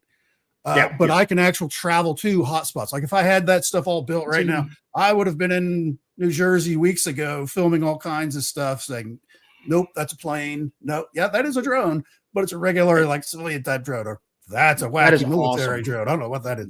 But Dude, well done, man. because- That's yeah. Go ahead. I'm sorry. Because- Go ahead, Sam. Oh, I apologize. I tend to run on. That's why I don't come on these things. No, often. no. But it's because with like AI and things like that nowadays, you can't really trust anything you see on the internet now, as far as anomalous stuff, because it's so easy for somebody to, because of of course this flap in New Jersey the last few weeks. I couldn't tell you how many times I've seen the one in phone app special effect where the little lines go out all over the place. Look what I caught on video. No, you didn't. That's an app. I've seen it. I've used it. You're full of crap. But enjoy those clicks you're getting for it. But it's time. Yeah, that, I don't trust it. any short form media nowadays. Any No, 8 I second totally clip, agree. doesn't matter how good or bad it is. If there's no context before and after, I don't trust it. I just don't trust it. I don't trust any of it at this point. And there might be some real little nuggets hidden amongst all of those, and people are just posting them there because they'll get a lot of exposure, but I just don't believe it. Because I'm like you, AI has ruined any short form piece of, even if the video started with that going on and then it continued for 5 minutes and you saw people's reactions and you saw the people flipping out on the ground over whatever they saw at that point, that I might find believable. But just this little short clip with the fake AI voice over it at that point, nah, man, I don't care what it is. I don't believe it. So UFOs over my house, or whatever that and little voice and is. it's weird because even a lot of the people that kind of dabble in field investigation are doing that stuff nowadays, like the top 20 scariest TikToks and stuff like that. And that's why I always tell people we're not necessarily YouTubers. We're field researchers. I don't even like the word research. We're field investigators who share this stuff on YouTube because that's the platform we have to share it on. I don't want to do the whole sitting there pointing your finger up at whatever it is and stuff like that. And you always have to, the make giant fonts thumbnails on there. Yeah. And, you have to make your thumbnails for stuff exciting and eye catching, you have to do that because that's just what YouTube kind of demands at this point. But we're not getting involved in any of the, you're never going to see us sitting around going, top 20 scariest TikToks. If people want to do that, that's great. You know what I'm saying? But I don't have the time to do that, man. I mean, we're trying to, like you said, everything's focused towards getting out there and trying to document stuff. And that's hats off to you for doing that, man. We need more people that are set up regionally that can respond to these sort of things right now. I completely agree. Like for me, I'm retired now, so I can, if I had basically this emergency, response van kind of thing sitting in my front yard, I could just go, oh, they're getting sightings in New Jersey, throw my gear in the back and just go. And just something like that, I feel is something I could easily do with my life. We need more people doing that. And I mean, the goal is for us to eventually grow Helmet Holler to the point where we'll be able to, because right now we got a lot of stuff going on in this region, but we also, we're limited in our travel. So we have to kind of stay within a day's travel down here, unless it's a planned event, right. Going out somewhere for 2 weeks, that's planned ahead of time. We have to have a lot of planning for it. Eventually, this will hopefully grow to the point where we'll be able to do that, where we'll be able to be more responsive further out. I mean, right now, within like a 4-state area, we can respond pretty quickly to stuff. You know what I'm saying? It might be a couple of days, but the goal is to kind of grow this to the point, not to just, be like, oh yeah, I don't work a real job, I've got a YouTube channel. It's to be able to have those resources to bring to bear for this stuff. That's why I don't understand why people don't do that, because I think that people are so interested in this topic. They want that. They want people really out investigating this stuff that will kind of maybe it's a fine line to walk, man. You got to be open to it, but you can't get carried away with it either. Oh, And right. we constantly try to walk that, because sometimes I'm a little too dismissive of stuff. And then, like with the coyote story earlier, and then I have to kind of like back up and go, all right, I was completely wrong on that. But you don't want to just be those people that just start seeing Bigfoot behind every tree, you know. Oh, yeah, God, please every- don't you be know, them.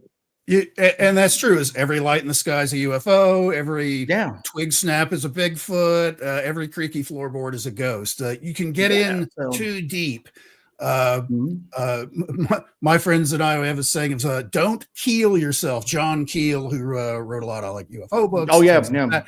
And he went over the edge because he was just Well- into where everything was a conspiracy. Everything was the Men in Black. And it's- Everything. Well, if you look at it, early Keel, I think, was extremely insightful. I think the whole super spectrum yeah. idea, Mhm. I don't agree with them 100% on it. And but that idea has some validity to me. I think that there are energies on a spectrum that we don't understand yet. I don't think we have a complete picture of everything. So, but I think what happens is that it's easy. You get immersed into this stuff. Yep. And your notion of what is real and what's not real keeps getting challenged and broken.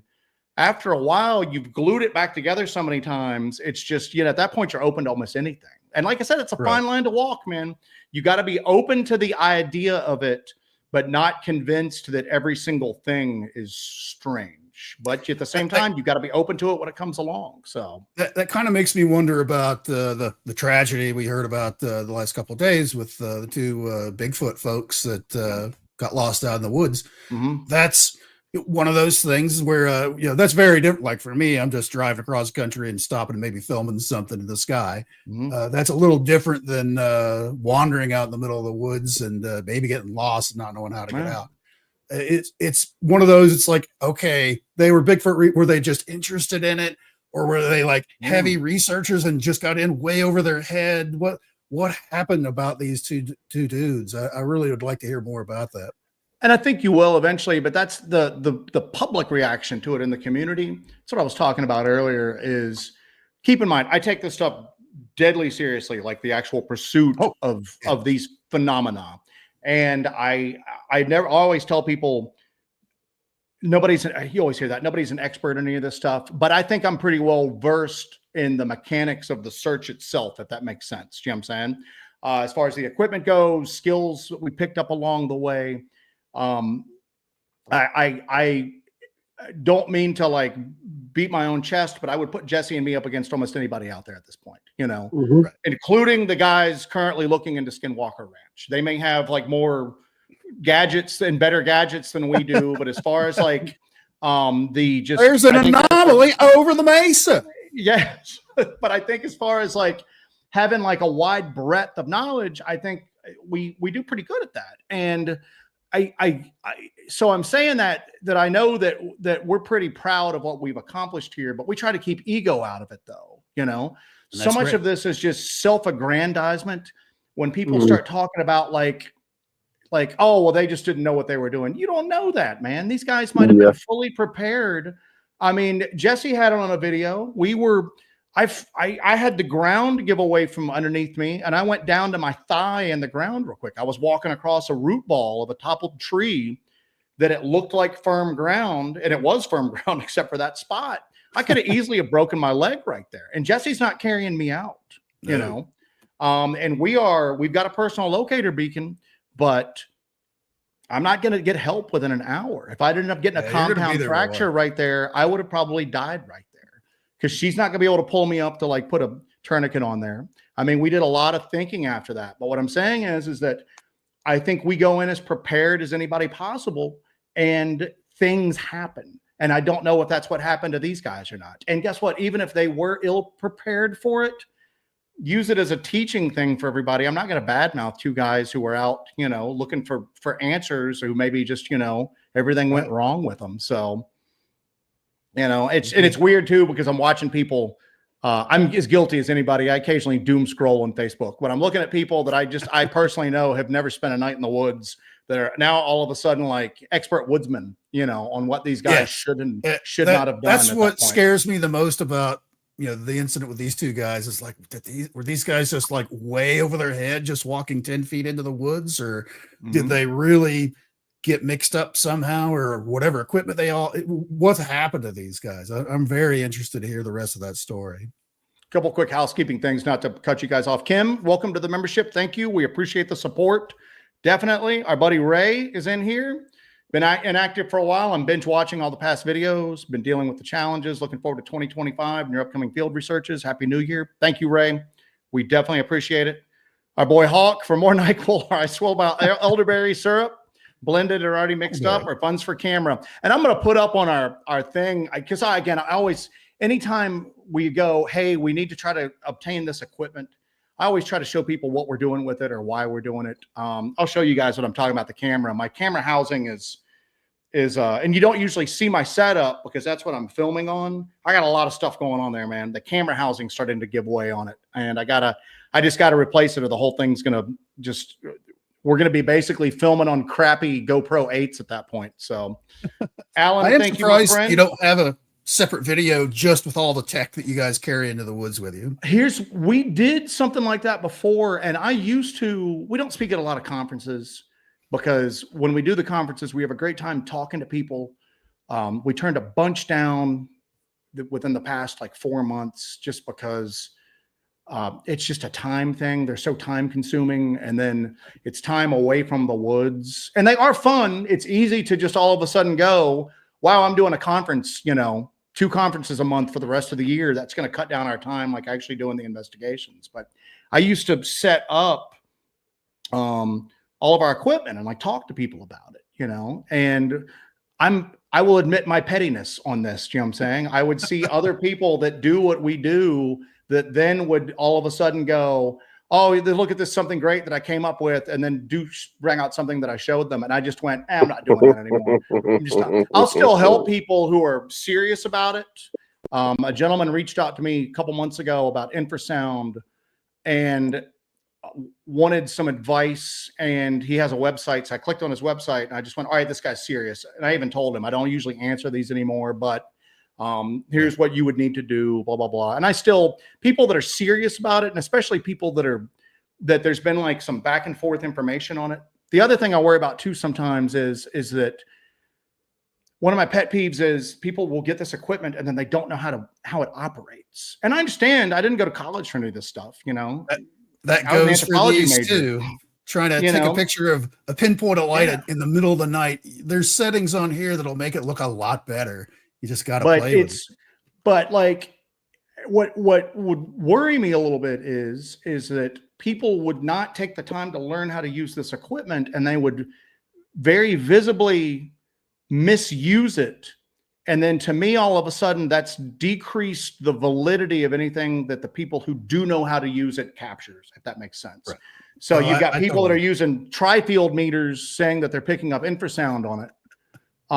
And then all of a sudden, if we're going, or people that are shaking them around willy-nilly, because that'll cause false readings like we talk about all the time, then all of a sudden we catch something legit on it, and people are going to, again, throw baby out with the bathwater. They're going to go, oh, I've seen that on the other channel. That's a bunch of bunk. That guy said he was doing this. So I still help people that need help, that are serious about it. And if I think it's going to be a worthwhile, and some people I just talk gear to, like Alex Petikoff and I were trading stuff about cameras the other night, talking about stuff just because we both enjoy it, Ron Lanham from Wild and Weird, West Virginia, I shared some of our audio stuff with him, just because it's difficult to get good audio.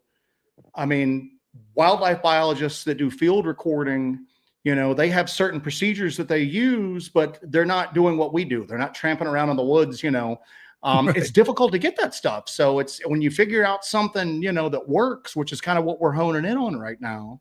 I mean, we've got 3 microphones of varying sensitivity running at any particular time now at this point. It's not a lot of people are doing that. So yeah, I'll still help people out that I think that it's like worthwhile for it. But I will admit, when I get these demanding emails from people that I don't know that want me to give them my entire gear list, I don't even answer them anymore, man. I just don't, just not even like a 10-minute video of like, here's what's in my backpack, and this is and then that's it. Yeah, and like I said, what's weird is that it's evolved so much, and Jesse always uses that line, we're chasing the phenomenon with tech.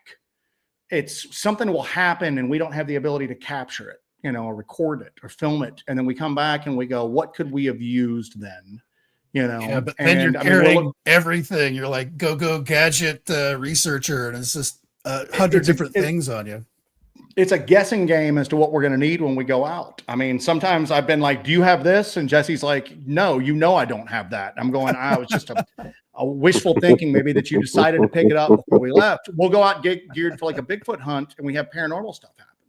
We go out geared for weird lights. We start having, I don't know, physical stuff on the ground, activity happen with Bigfoot, whatever at that point. And it's a guessing game. And again, and we're limited to what we can carry on our backs, man. That's why I sometimes look at traditional ghost hunters and I just go, man, I should have got into that. You're indoors. You can just walk from the car and carry everything in, and it would just be so much easier. If you need something, I'm going to go out to the truck and get it, as opposed to I've got a backpack that holds so much. We still need to carry water, medical, food, spare batteries galore, all of that, and then whatever's left is what equipment we can carry at that point. But how nice those guys have it, right?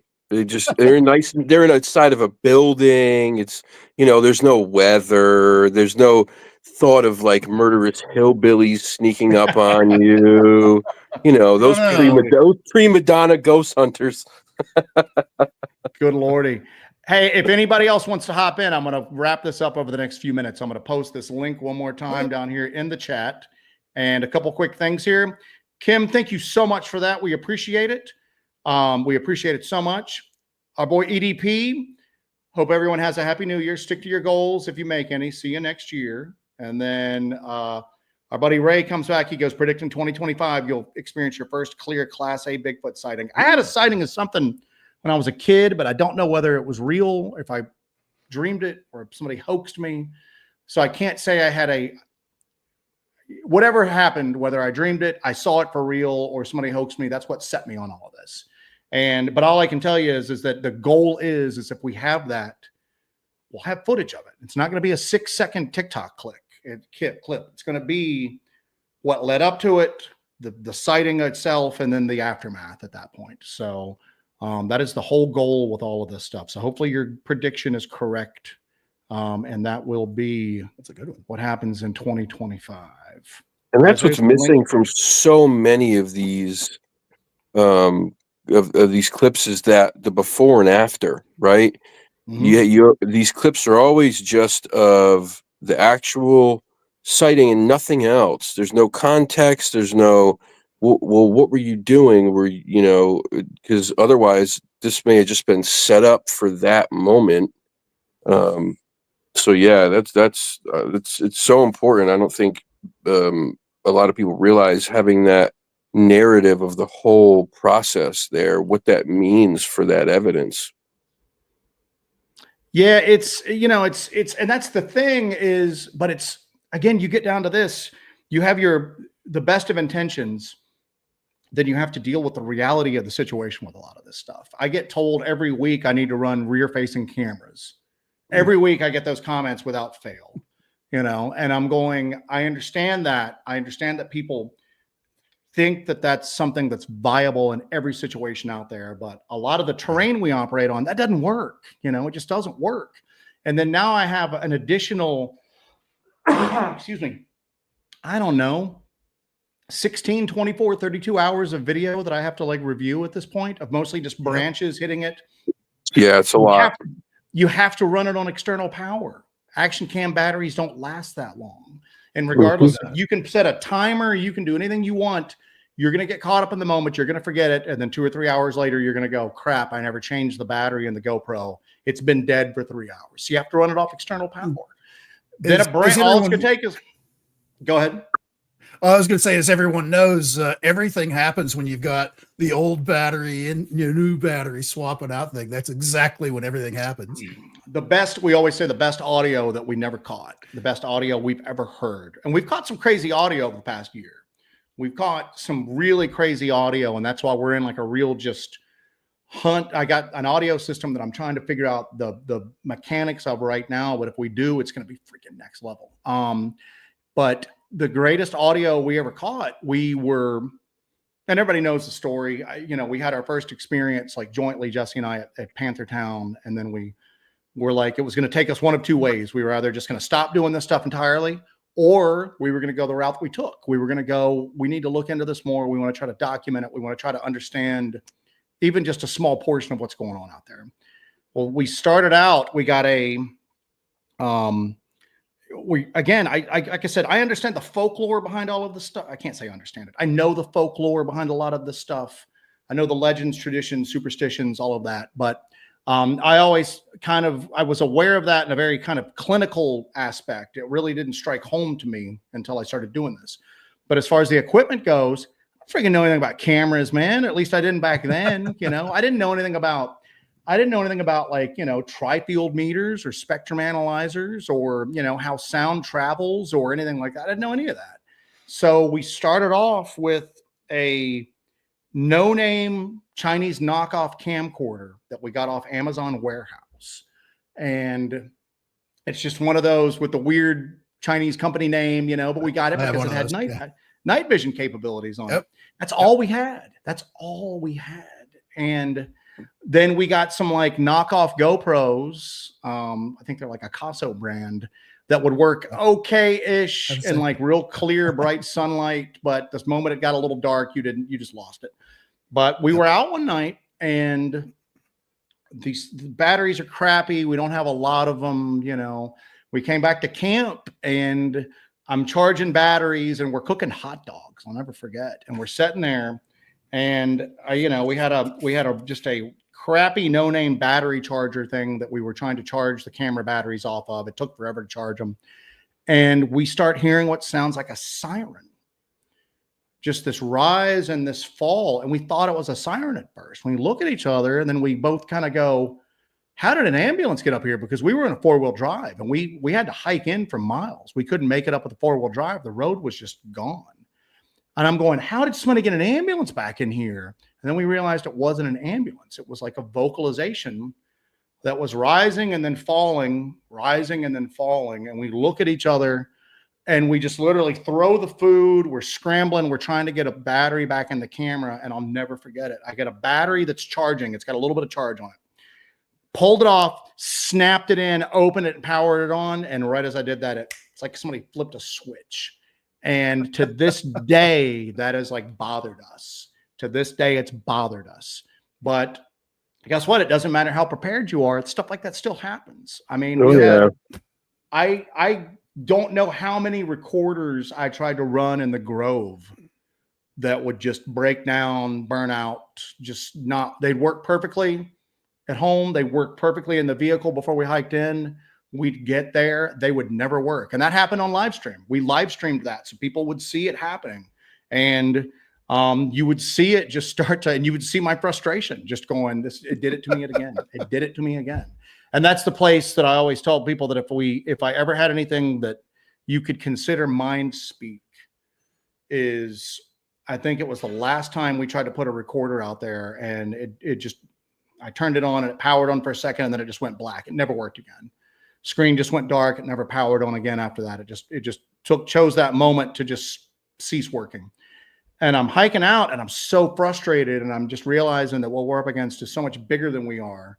And it's so much more complex than we are. And that it's just, and I just went, this is going to be like the death of us or something to that degree.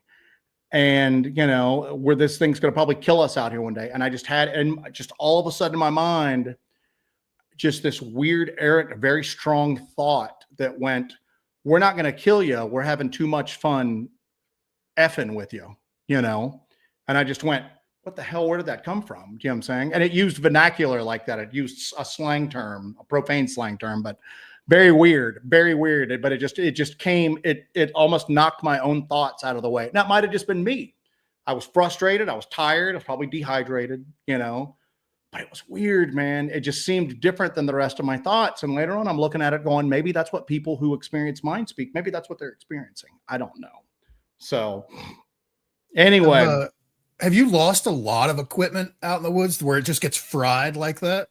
Oh yeah. Some of it's natural. We lost a Phasm cam and some other stuff when we were doing Brown Mountain Lights with Alex Petikoff and Mhm. Small Town Monsters, because the goal was the lights are more active after a thunderstorm. So Jesse and I were hiking up, and I don't know if you've seen his video or not, but we were going to hike up to where the lights originate at. And there was a really severe thunderstorm going on, lots of lightning. We're like hunkered down as it's passing. And then as soon as the lightning strikes stop, we start hauling butt up the mountain, and we were losing light because it took us longer to do it. So our GoPros weren't working. So we had to use a Phasm cam, which is a full spectrum camera. Well, it got wet, so that never worked again. We go through a lot of equipment. Like our main camera right now, like I said, it's cracking. It's a matter of time before the housing just breaks on it. We have some stuff that is just through like wear and tear, because we're hard on stuff. You got to be hard on Oh, stuff. sure. We're not set up stationary. I wish we could. We've never had a lot of luck with that. We've always had better luck. Like trust me, it'd be so much easier if we could just hike in, set up, and just sit there Right. and just let it come to us. And we've had some stuff, but most of our luck has come with us busting brush at night. It's hard, it's difficult, but I wish we didn't have to do that, but that's the way it is. But we've had quite a bit of stuff that just all of a sudden quits working for some reason. And you never know, did the one in the Grove, that was where it just flashed kind of bright and then went out right as I was setting it, Right. after I'd already had, like, I think 2 or 3 malfunctions in that exact spot before. That was targeted. You can't convince me that wasn't something messing with my equipment, but yeah, you burn through equipment doing this stuff. I mean, anybody Yeah. that does it like hardcore and serious will tell you the exact same thing, especially on the ground. You burn through equipment doing this stuff. Again, Alex Petikoff is like the one that is probably closest to like what we do at this point. And I was talking to him the other night. His screen had stopped working on one of his cameras, and I found a place that had a spare screen that he could maybe replace it with. But you go through equipment, man. You go through equipment with Yep. it. So Normal wear and tear I get, but I certainly wouldn't want to be paying like top dollar for color night vision, psionics or something like that, and then just boop, it's just dead. It's bricked. and that's the thing you run into, is that I always tell people that when people are like, hey, you guys need to do this. And I'm going, we have what resources we get off our members or what people donate to us. We don't do those 20 scariest TikTok videos that get 1.5 million views. We don't do those, and you don't really get any revenue off of YouTube. Like I guess maybe you did in the past before we got involved with it. YouTube's really big on pushing you towards sponsorships right now. Yep. Like sponsorships want you to stop what you're doing in the middle of it and like talk about your sponsored stuff. Now, if we had like a thermal imaging company or something like that, I could do that very easily and go, I'm catching this right now. And I could do it, but I can't stop and talk about, I don't know, what's Jesse, what does Jesse always talk about? Gas station boner pills. I can't do that in the middle of what we're doing. I just can't do it. So what you have to do then is you have to fake it and then mix that in there in order to fulfill your sponsorship obligations. And we'll just shut the whole damn channel down and just keep doing this and not worry about, Right. trying to document it to the degree we're doing. So whenever people recommend, hey, you should do this, hey, you should do this, I always go, guys, we have a budget. I have a lot of our disposable income goes into this. We have like our memberships. We have people that support it, that do it. That's what I'm working with. And I've got to, because again, Jesse's the creative mind. She's the one that's more in tune with the weirdness, I would say. I'm the nuts and bolts guy. I'm the guy that has to go, all right, this camera is nearing the end of its shelf life. What are we going to do next? All right, it's time to replace, I've been pushing these rechargeable batteries for too long. Now that's another big expense. Now that you asked a minute ago about having equipment go down due to weird, mysterious circumstances, both in the LBL and then when we tried to do that weird live stream that night where everybody's personal devices were being affected at the same time our equipment does. That's weird. Both times I had to pretty much pitch all of our batteries at that point. Everything from like the AAAs and our headlamps to our cameras for our camcorder, any rechargeable battery I had. The last time, the one where the live stream got messed up, my SD cards were messed up. The SanDisk ones I was out of luck on, but I was able to send the Samsung ones in, and they were like, "Did you hit this with a magnet?" And I'm going, "No, why would I hit my camera with a magnet?" You know, and they replaced it. So if you ever need to get SD cards, you know, Samsung will replace them if you do that. But That's a good tip. that's expensive when it happens. That's very expensive when it happens. I mean, I had to do a big battery order, and I had to basically order batteries for almost everything we had. You know, the only thing that's really been immune to that to a certain level, and I don't know if it's because of the high capacity or the way it's built, is a particular battery handle that you can like hook stuff up to. Those have been sometimes the last thing I've got running.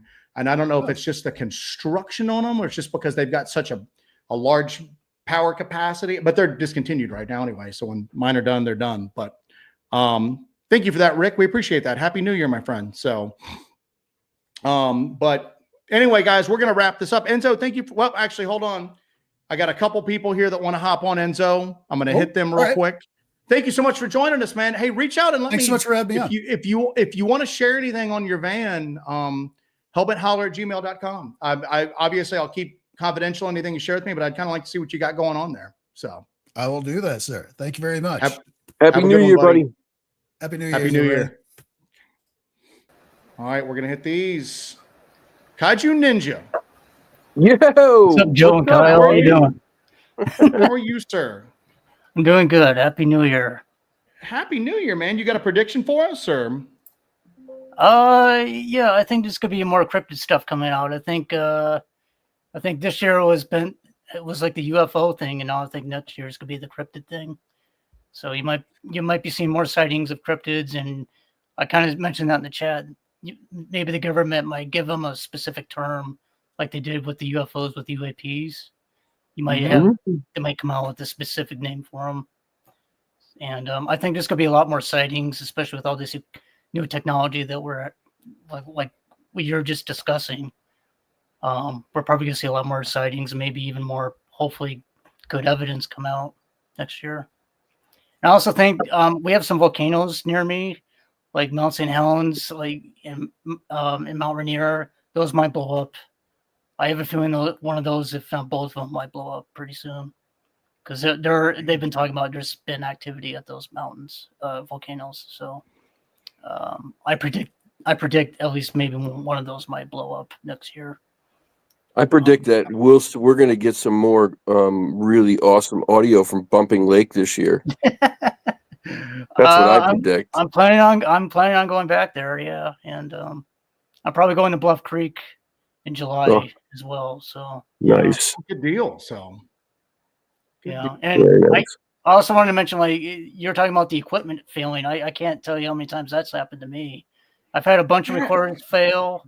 I've had a bunch of recorders go haywire after, like, brand new, right after using them. Like, I can't even record on some of them anymore. It's really weird. I don't know what's causing it. And we've also had game camera malfunctioning too. And with some of the SD cards don't even work anymore in them. So yeah, and it's weird because when my first batteries went at the LBL, when we were at Station 16, and everything just started failing one after the other. We got out with a little pen light that I had on my like my chest rig, and then that battery handle was kept one of our full spectrum cameras going, and that was damn near dead. yeah. All my batteries were dead after that. And then it's like when you say that, people think that you're like copping out, like that's an excuse. You know what I'm saying? That's why you weren't able to capture anything. Yeah, and people were like, well, you should have sent your batteries in. And I'm going, where's this lab that just, you can send everything into right. that just tests for you like free of charge. And they'll flat out tell you, Joe, I think you were struck with, da, da, da, da, da. And that's where is this lab at to send this to? Exactly. And I think that people dismiss those claims sometimes because they think that we're doing a cop out, but it happens. That's why I was so glad that night we did that live stream and we're experiencing weird stuff, and other people started experiencing weird stuff at home that were watching it, because that really brought home to a lot of people that it happens. You know what I'm saying? So you were seeing equipment malfunctions and the hitchhiker effect, if you want to call it, all in one thing in real time. So And that's why we like to stream so much too. So that way, if it happens, you know, you're seeing it happen in real time at that point, not on a video that we're releasing like 2 weeks later or anything like that at all. Yeah, and I think I'll speak for myself and most of all of your followers. I think we really appreciate that you actually go out live in the field like that and show things that happen in real time. Because I think, like you say, a lot of that stuff is recorded and then brought out later. Mhm. So Yeah, And it's easy to throw some edits in something and make it look like this happened this way and this way. That's why, like, me and Joe have talked about this. I don't do a whole lot of editing on my channel. Most of it was all live streamed for that purpose, right? So there's never any discrepancy. Like, if something happens, it happens. If it doesn't, it doesn't. But if it does, you're seeing it happen in real time, right? Right. yep. And so there's nobody can say anything, and that happened to me twice on a live stream where I just started the live stream, had 100% battery. All of a sudden, you know, I'm there for 30 minutes, and my battery goes completely dead, like gone. Well, how the hell's that happen? You know, and then SD cards fail. Yep. The only thing with the live streams is that you can have the coolest stuff ever happen, or you can have nothing happen at all, man. We did a live stream on Devil's Night, like the night before Halloween, after like a video premiere, and it was just, you know, because it's the time of the year and like the night and everything like that. We did a live stream, nothing happened at all. We ended up just like sitting down in the woods and just talking to everybody that was on the stream at that point. And every once in a while we'd go, "Did you hear that? It's just an owl." I mean, we went literally like hours on what's traditionally a spooky night of the year. Nothing happened, man. I could have gone to sleep in those woods that night. It wouldn't have been like, you know, a big deal on the slightest. But, Yeah, well, that's when it reality of happens, when weird stuff happens and you're live like that, it's like Right. indisputable at that point. So Right. for sure. But that's also the reality of researching too. Like, in my opinion, not a lot happens, and when it does, it's, you know, it's pretty exciting. But it's not like Yeah, what you I see on mean- TV. I keep telling people that it's like no. it's not like what you see on TV, man. You know, like how they get everything's happening all the time. That's really not. That isn't always happening. Nope. So No, and then it's not like, I think what a lot of people want you to believe who claim to be researchers, right? We've had this discussion, Joe. These people who continuously claim that they're having things happen every day, over and over and over and over. Well, Yeah. ask yourself why they have no proof of it. If Yeah, it's and happening, It's if it's happening I don't- regularly to them, they got to have something. I don't want to bust on a bunch of people, but I always go like I this: do. is that you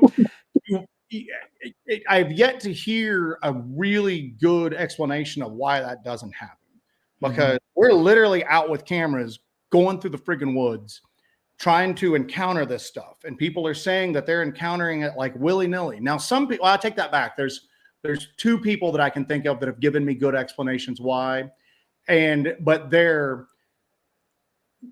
public demeanor matches what their explanation is.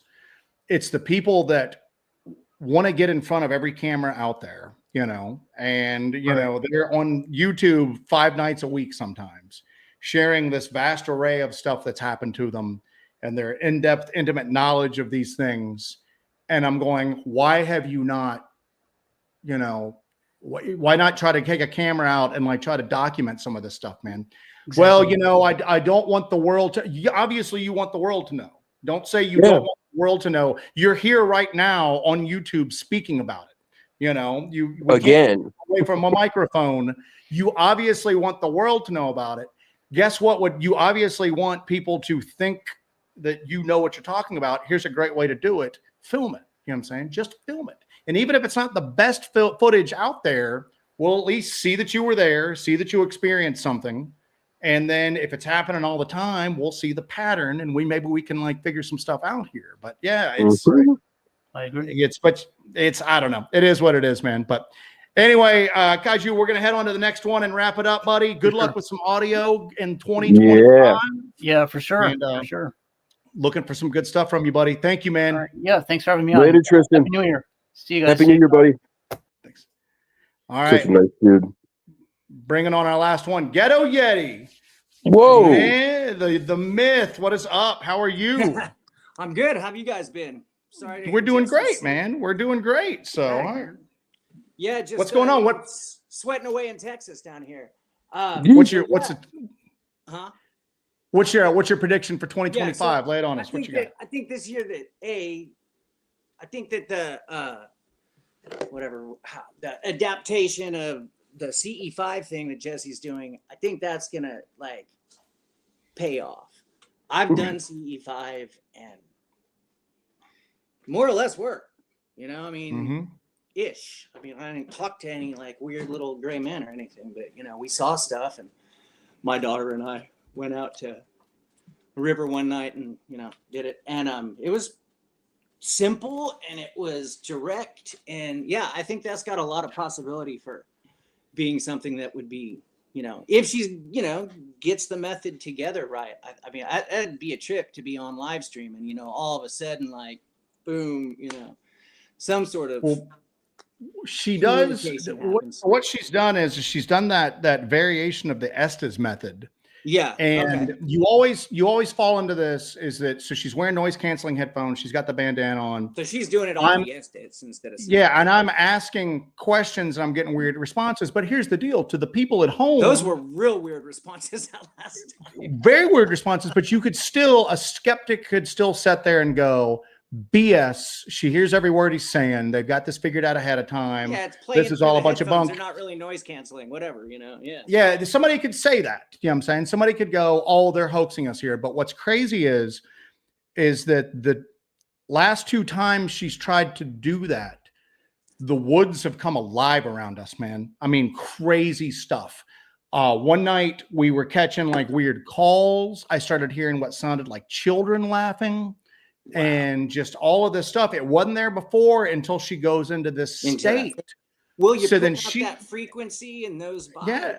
You know? I mean, And she, in the other one, even I was just, and you can hear my reaction. I'm just going, I don't know where to look at. You know, she's Mhm.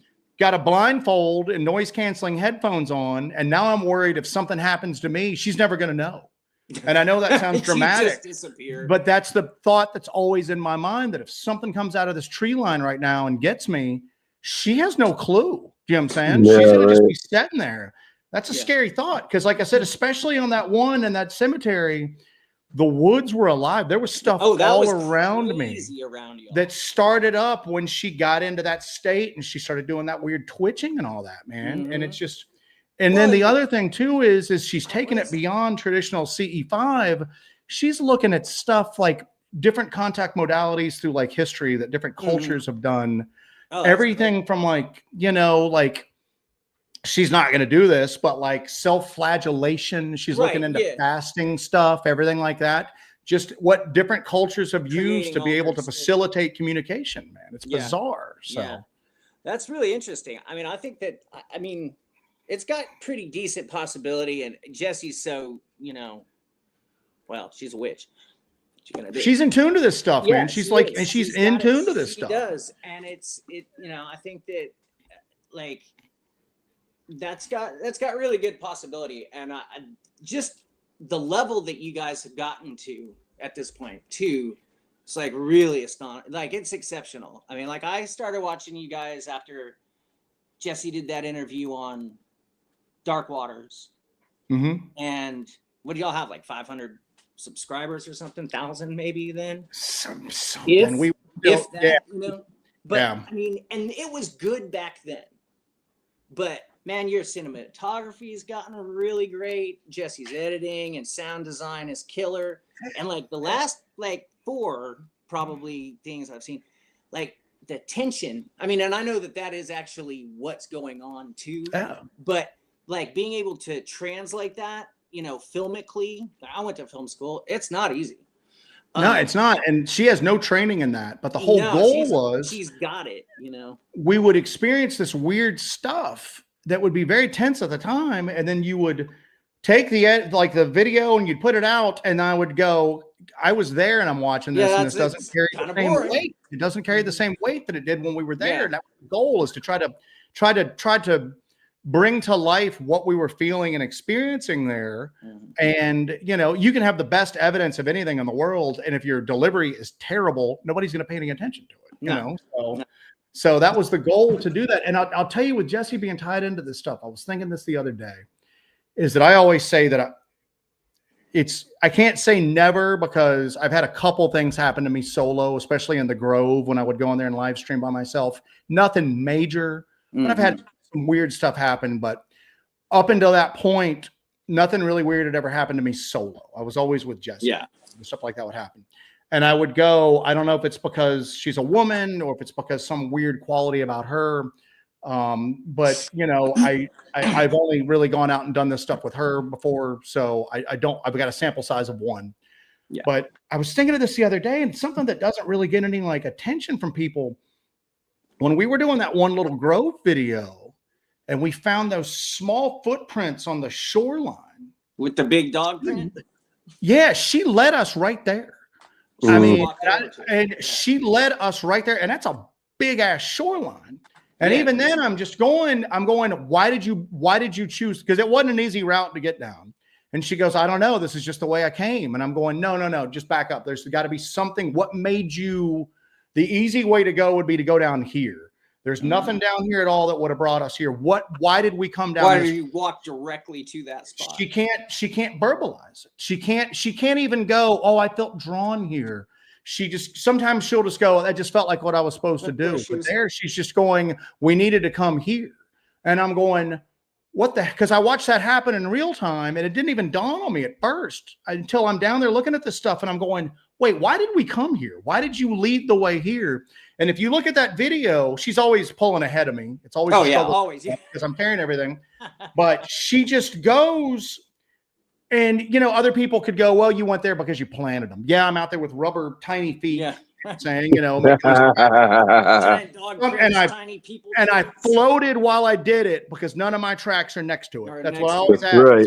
If you Mhm. think I did these tracks, how did I do it without putting my own tracks there? Well, you figured it out somehow. Oh, bullshit. Come on, man. But I could see why maybe somebody would think that without thinking it through, because it was so freaking weird. Just literally, we're going down this way, and then all of a sudden she just hangs, and I'm even going, Where are we going? why am I going down this way? You know what I'm saying? This is not where we were going to. We were going out on this little peninsula, and now you're just taking me to the shoreline. And then bam, there are these tiny footprints with these giant canine prints that don't go anywhere. They just peter out. They're just there, and then they're not. Particularly odd. Yeah, I mean, they don't come out of the water even. Somebody was going, well, a boat pulled Like a up with a bunch of boat? weird, but where then you would see them come. They just appear, and then they go for a little while, then they stop. It's like That place has such a weird, heavy Fey vibe, I think. You know, I mean, it's weird. We were walking. He might even be watching. the Grove. He might even be watching it right now. He probably isn't watching it right now. He'll probably watch the repeat. When we first went to that area, I just immediately dismissed it because it's not that big. And I've even told you guys, it's not that remote. It's not that remote like some of the national forests we go to. We've been very upfront about that. And that's why I dismissed it immediately when we first went there. Yeah. And then we started getting a few stories out of there. And even then I'm going, I just don't see how it's possible. And then the stories started matching up. The bow hunters, all these bow hunters being chased out by large black figures. We went there. Now, we haven't been chased out by large black figures. We've caught weird stuff on thermal. We've found weird prints, and we've caught the weirdest audio I think we've ever really caught before. But well, and didn't y'all get that where y'all got all those different thermal? Oh yeah, we've gotten weird thermals in like there, man. We've got we've gotten a surprising amount. But a gentleman reached out to me and said that he was on the fence about Bigfoot. He knew where we were, and that he had found what looked like tiny dinosaur tracks there. Not like bird tracks, not turkey tracks or anything like that. When I say tiny, bigger than like a human footprint, but they looked like large lizard footprints there, bigger than a gator or anything like that. It's weird because we were actually out in a sporting goods shop before Christmas, and we had split up, and Jesse's looking at something, and the guy in the aisle goes, I really like your channel. And Jesse goes, oh, y'all are thank you. Now. Well, it's him. It's the guy that sent us that email. Oh, so we stood there and talked to him about it for a while. And it's weird how in such a relatively small area. Because here's the deal: if you get turned around in there, just pick a direction and walk. You'll hit something. You're not getting lost in there. You know what I'm saying? It's big, and I think I even mentioned to you, Kyle, that time that I can't remember the exact square acreage in there, but I mentioned it to you, and you went, "Oh, that's pretty big." And I'm going, "Yeah, but not compared to something Right. national forest, anywhere like where we're usually at." And, you know, usually the places we're at, it's hours on a paved road, hours on whatever crappy Forest Service road we can find, and then hours on foot, you know, Right. to get there. This ain't that bad, you know, but the amount of weirdness that's happened there is like, and I constantly, whenever we're out there, I'll just stop and I'll go, I just can't believe this. I just can't believe that this sort of stuff's happening here. You know, this just, but here's the deal. There's not a breeding population of anything out there, at least not permanently. You know, there's not a breeding population of Bigfoot or Dogman, and they just live there because there's too much civilization around it. You know, one of them would have gotten hit by a car or something would have happened. There's something going on there, but it's not a permanent flesh and blood thing. And that's why when you said Fey activity, every time I'm out there, I'm just going, this is like traditional Fey activity out here. Just traditional Fey activity. So anyway, but all right, folks, we're going to wrap it up. Yeti, thanks for popping on, man. Yeti still here? Or we lose him? Kyle, you there? Can you hear me? I'm here. Yeah, I don't see him either.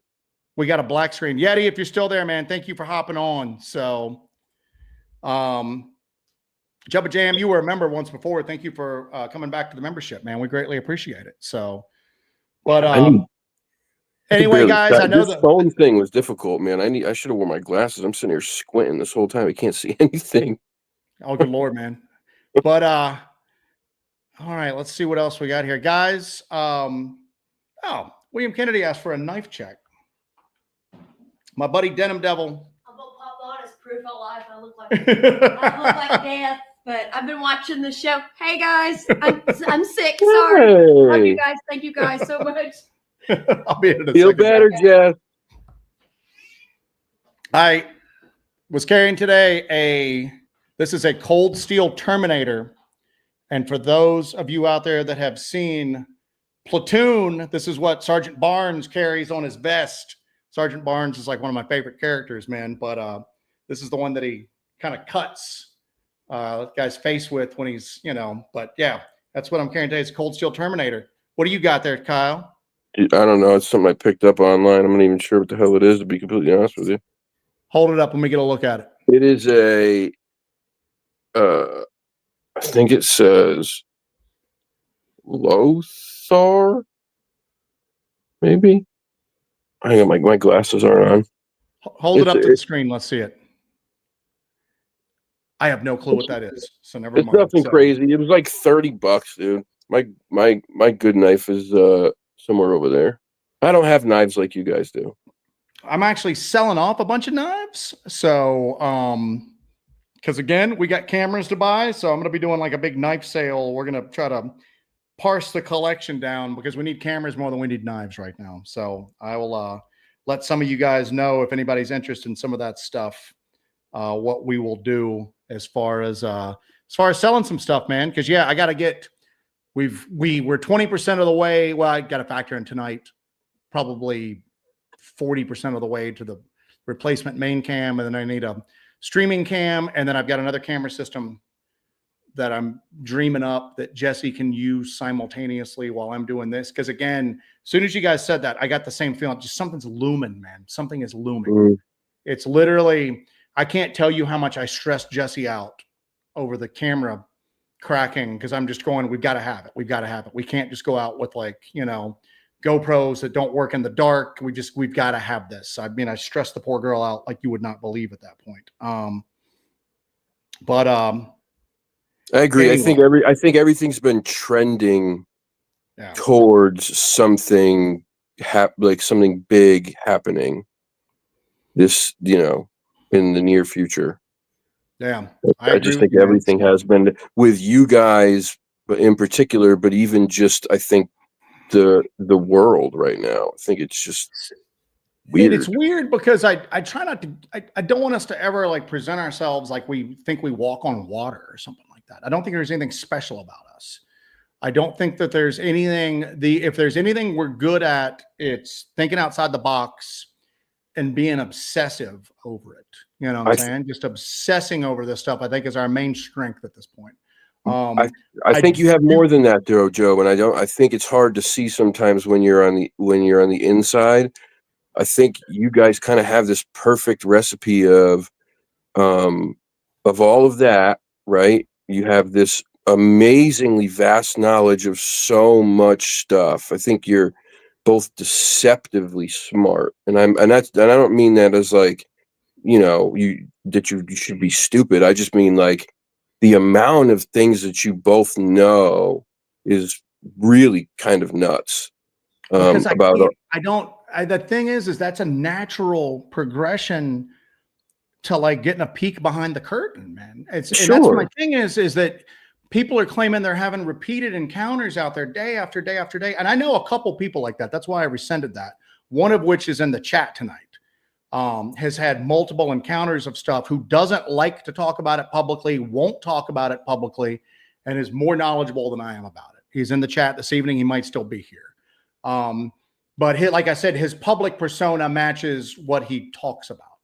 But everybody else, I don't understand how you can't get obsessed with this when you realize it's real.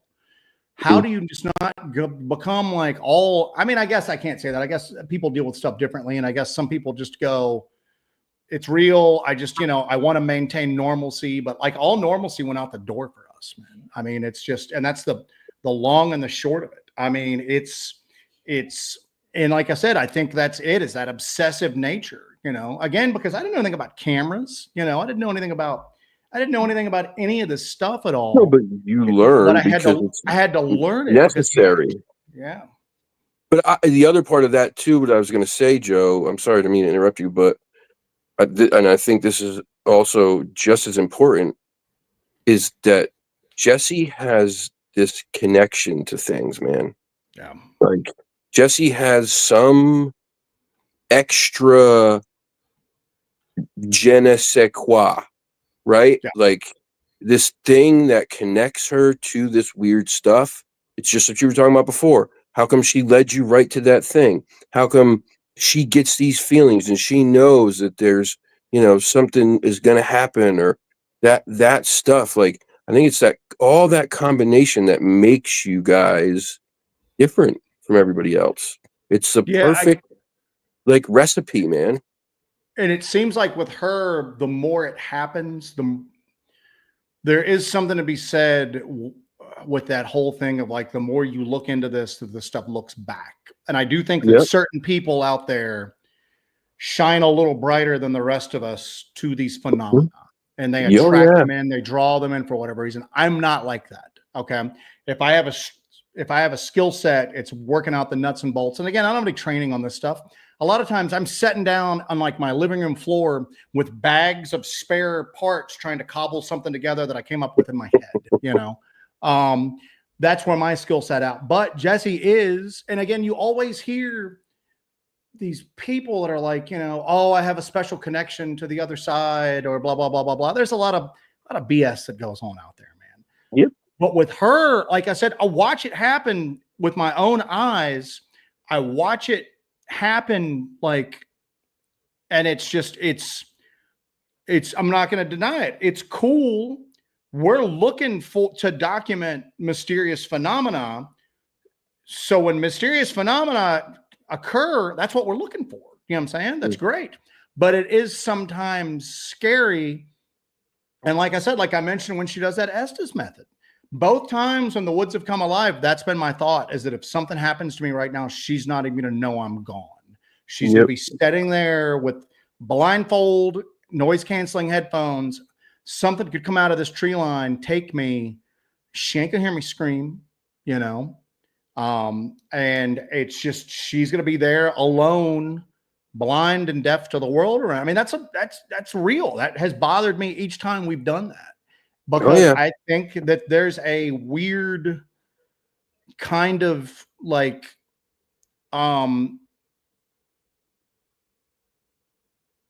I'm dipping my toe in the water. You know what I'm saying? A little bit. She's like Jacques Cousteau. You know what I'm saying? When I Yeah. had that, when I saw that woman, it's not a woman in white. She is more gray. But when I saw that woman at the LBL next to the cemetery, I've thought about this all the time. When I glanced back and saw her, she was looking at me like she hated me. You know what I'm saying? And that's when I first had that thought of, it was like, oh my God, this is and for those of you who didn't hear the full story, when we were at the cemetery next to where the 82 massacre supposedly took place, there's weird activity that takes place in the LBL everywhere, but somebody had been, just excuse my language, somebody had been in there defecating on graves at this cemetery. So when we found this, we took what water we had, you know, we're taking water bottles and we're poking holes in like the lids and then squeezing them so that they're trying to clean it off, you know, and we used the paper we had, just cleaned it as best we could. We didn't do a very good job. It was a lot of it.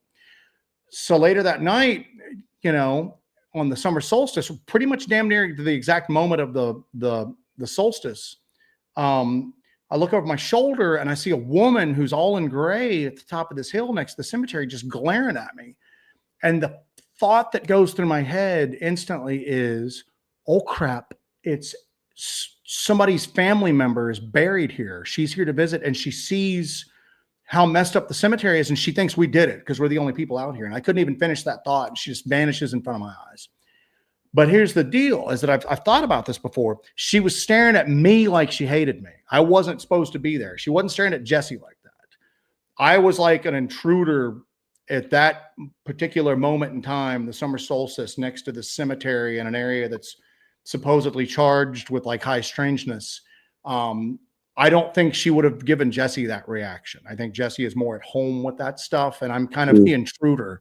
And I think that's a weird kind of dichotomy to introduce in some of these situations, is the stuff comes in around her, but I'm kind of an intruder. And I think that that helps us with some of the reactions. And I'm just kind of, this is a theory here. There's no way to really prove it, but that's just what I've thought sometimes, is that I think sometimes that she brings the stuff in and then it's pissed off that I'm there. And then we're able to hear it. We're able to sometimes maybe detect it more than what we would in the past. So, you know, yeah. Or maybe, I don't know, man. I don't know. Maybe that's just, I'm just talking out of my butt. So anyway, but I am going to wrap this up. I appreciate everybody joining us tonight. Kyle, I appreciate you being kind of pressed into being my co-host for the evening. I appreciate you rising to that occasion. So always a pleasure to do anything with you guys. You kidding me? Yeah, I appreciate it, man. We'll have to do this again sometime. So, Sure. But we appreciate all of you guys. I want to wish everybody a happy 2025. We've got some great predictions tonight. I took notes as we took them. So we'll see who comes in. I am hoping that out of all of them, the ones about us maybe catching something crazy in the new year I'm hoping that's the one that comes true out of all of them, man. So, and I'm hoping that not today's does not come true. I hope that does not, you know, I don't need that happening in 2025. So, but anyway, thank you guys so much for coming on. Thank you guys for the people that joined us. Thank you for those of you who are supporting this crazy project. Like I said, I think we're all in for, let's all be optimistic. We're all in for a great 2025. So Hope so. thank you, everybody. Kyle, you got anything to sign us off on? Anything you want to say? No, I just, you know, Happy New Year. I hope everybody's New Year is full of just love and light and not as bad as it's seeming things might be going. And that's it. I think it's going to be good, man. I think it's going to be good. I think we're all in for I think we're in for a good year, man. So thank you, everybody. Kyle, be good, man. And I'm going to go ahead and sign on off. Thank you all for sticking with us tonight. It was a little longer than usual, but keep your notifications on. If Jesse ain't in the hospital, y'all might just get a little live stream from us this weekend while we're out looking into this latest case. Thanks, everybody. Good night, guys.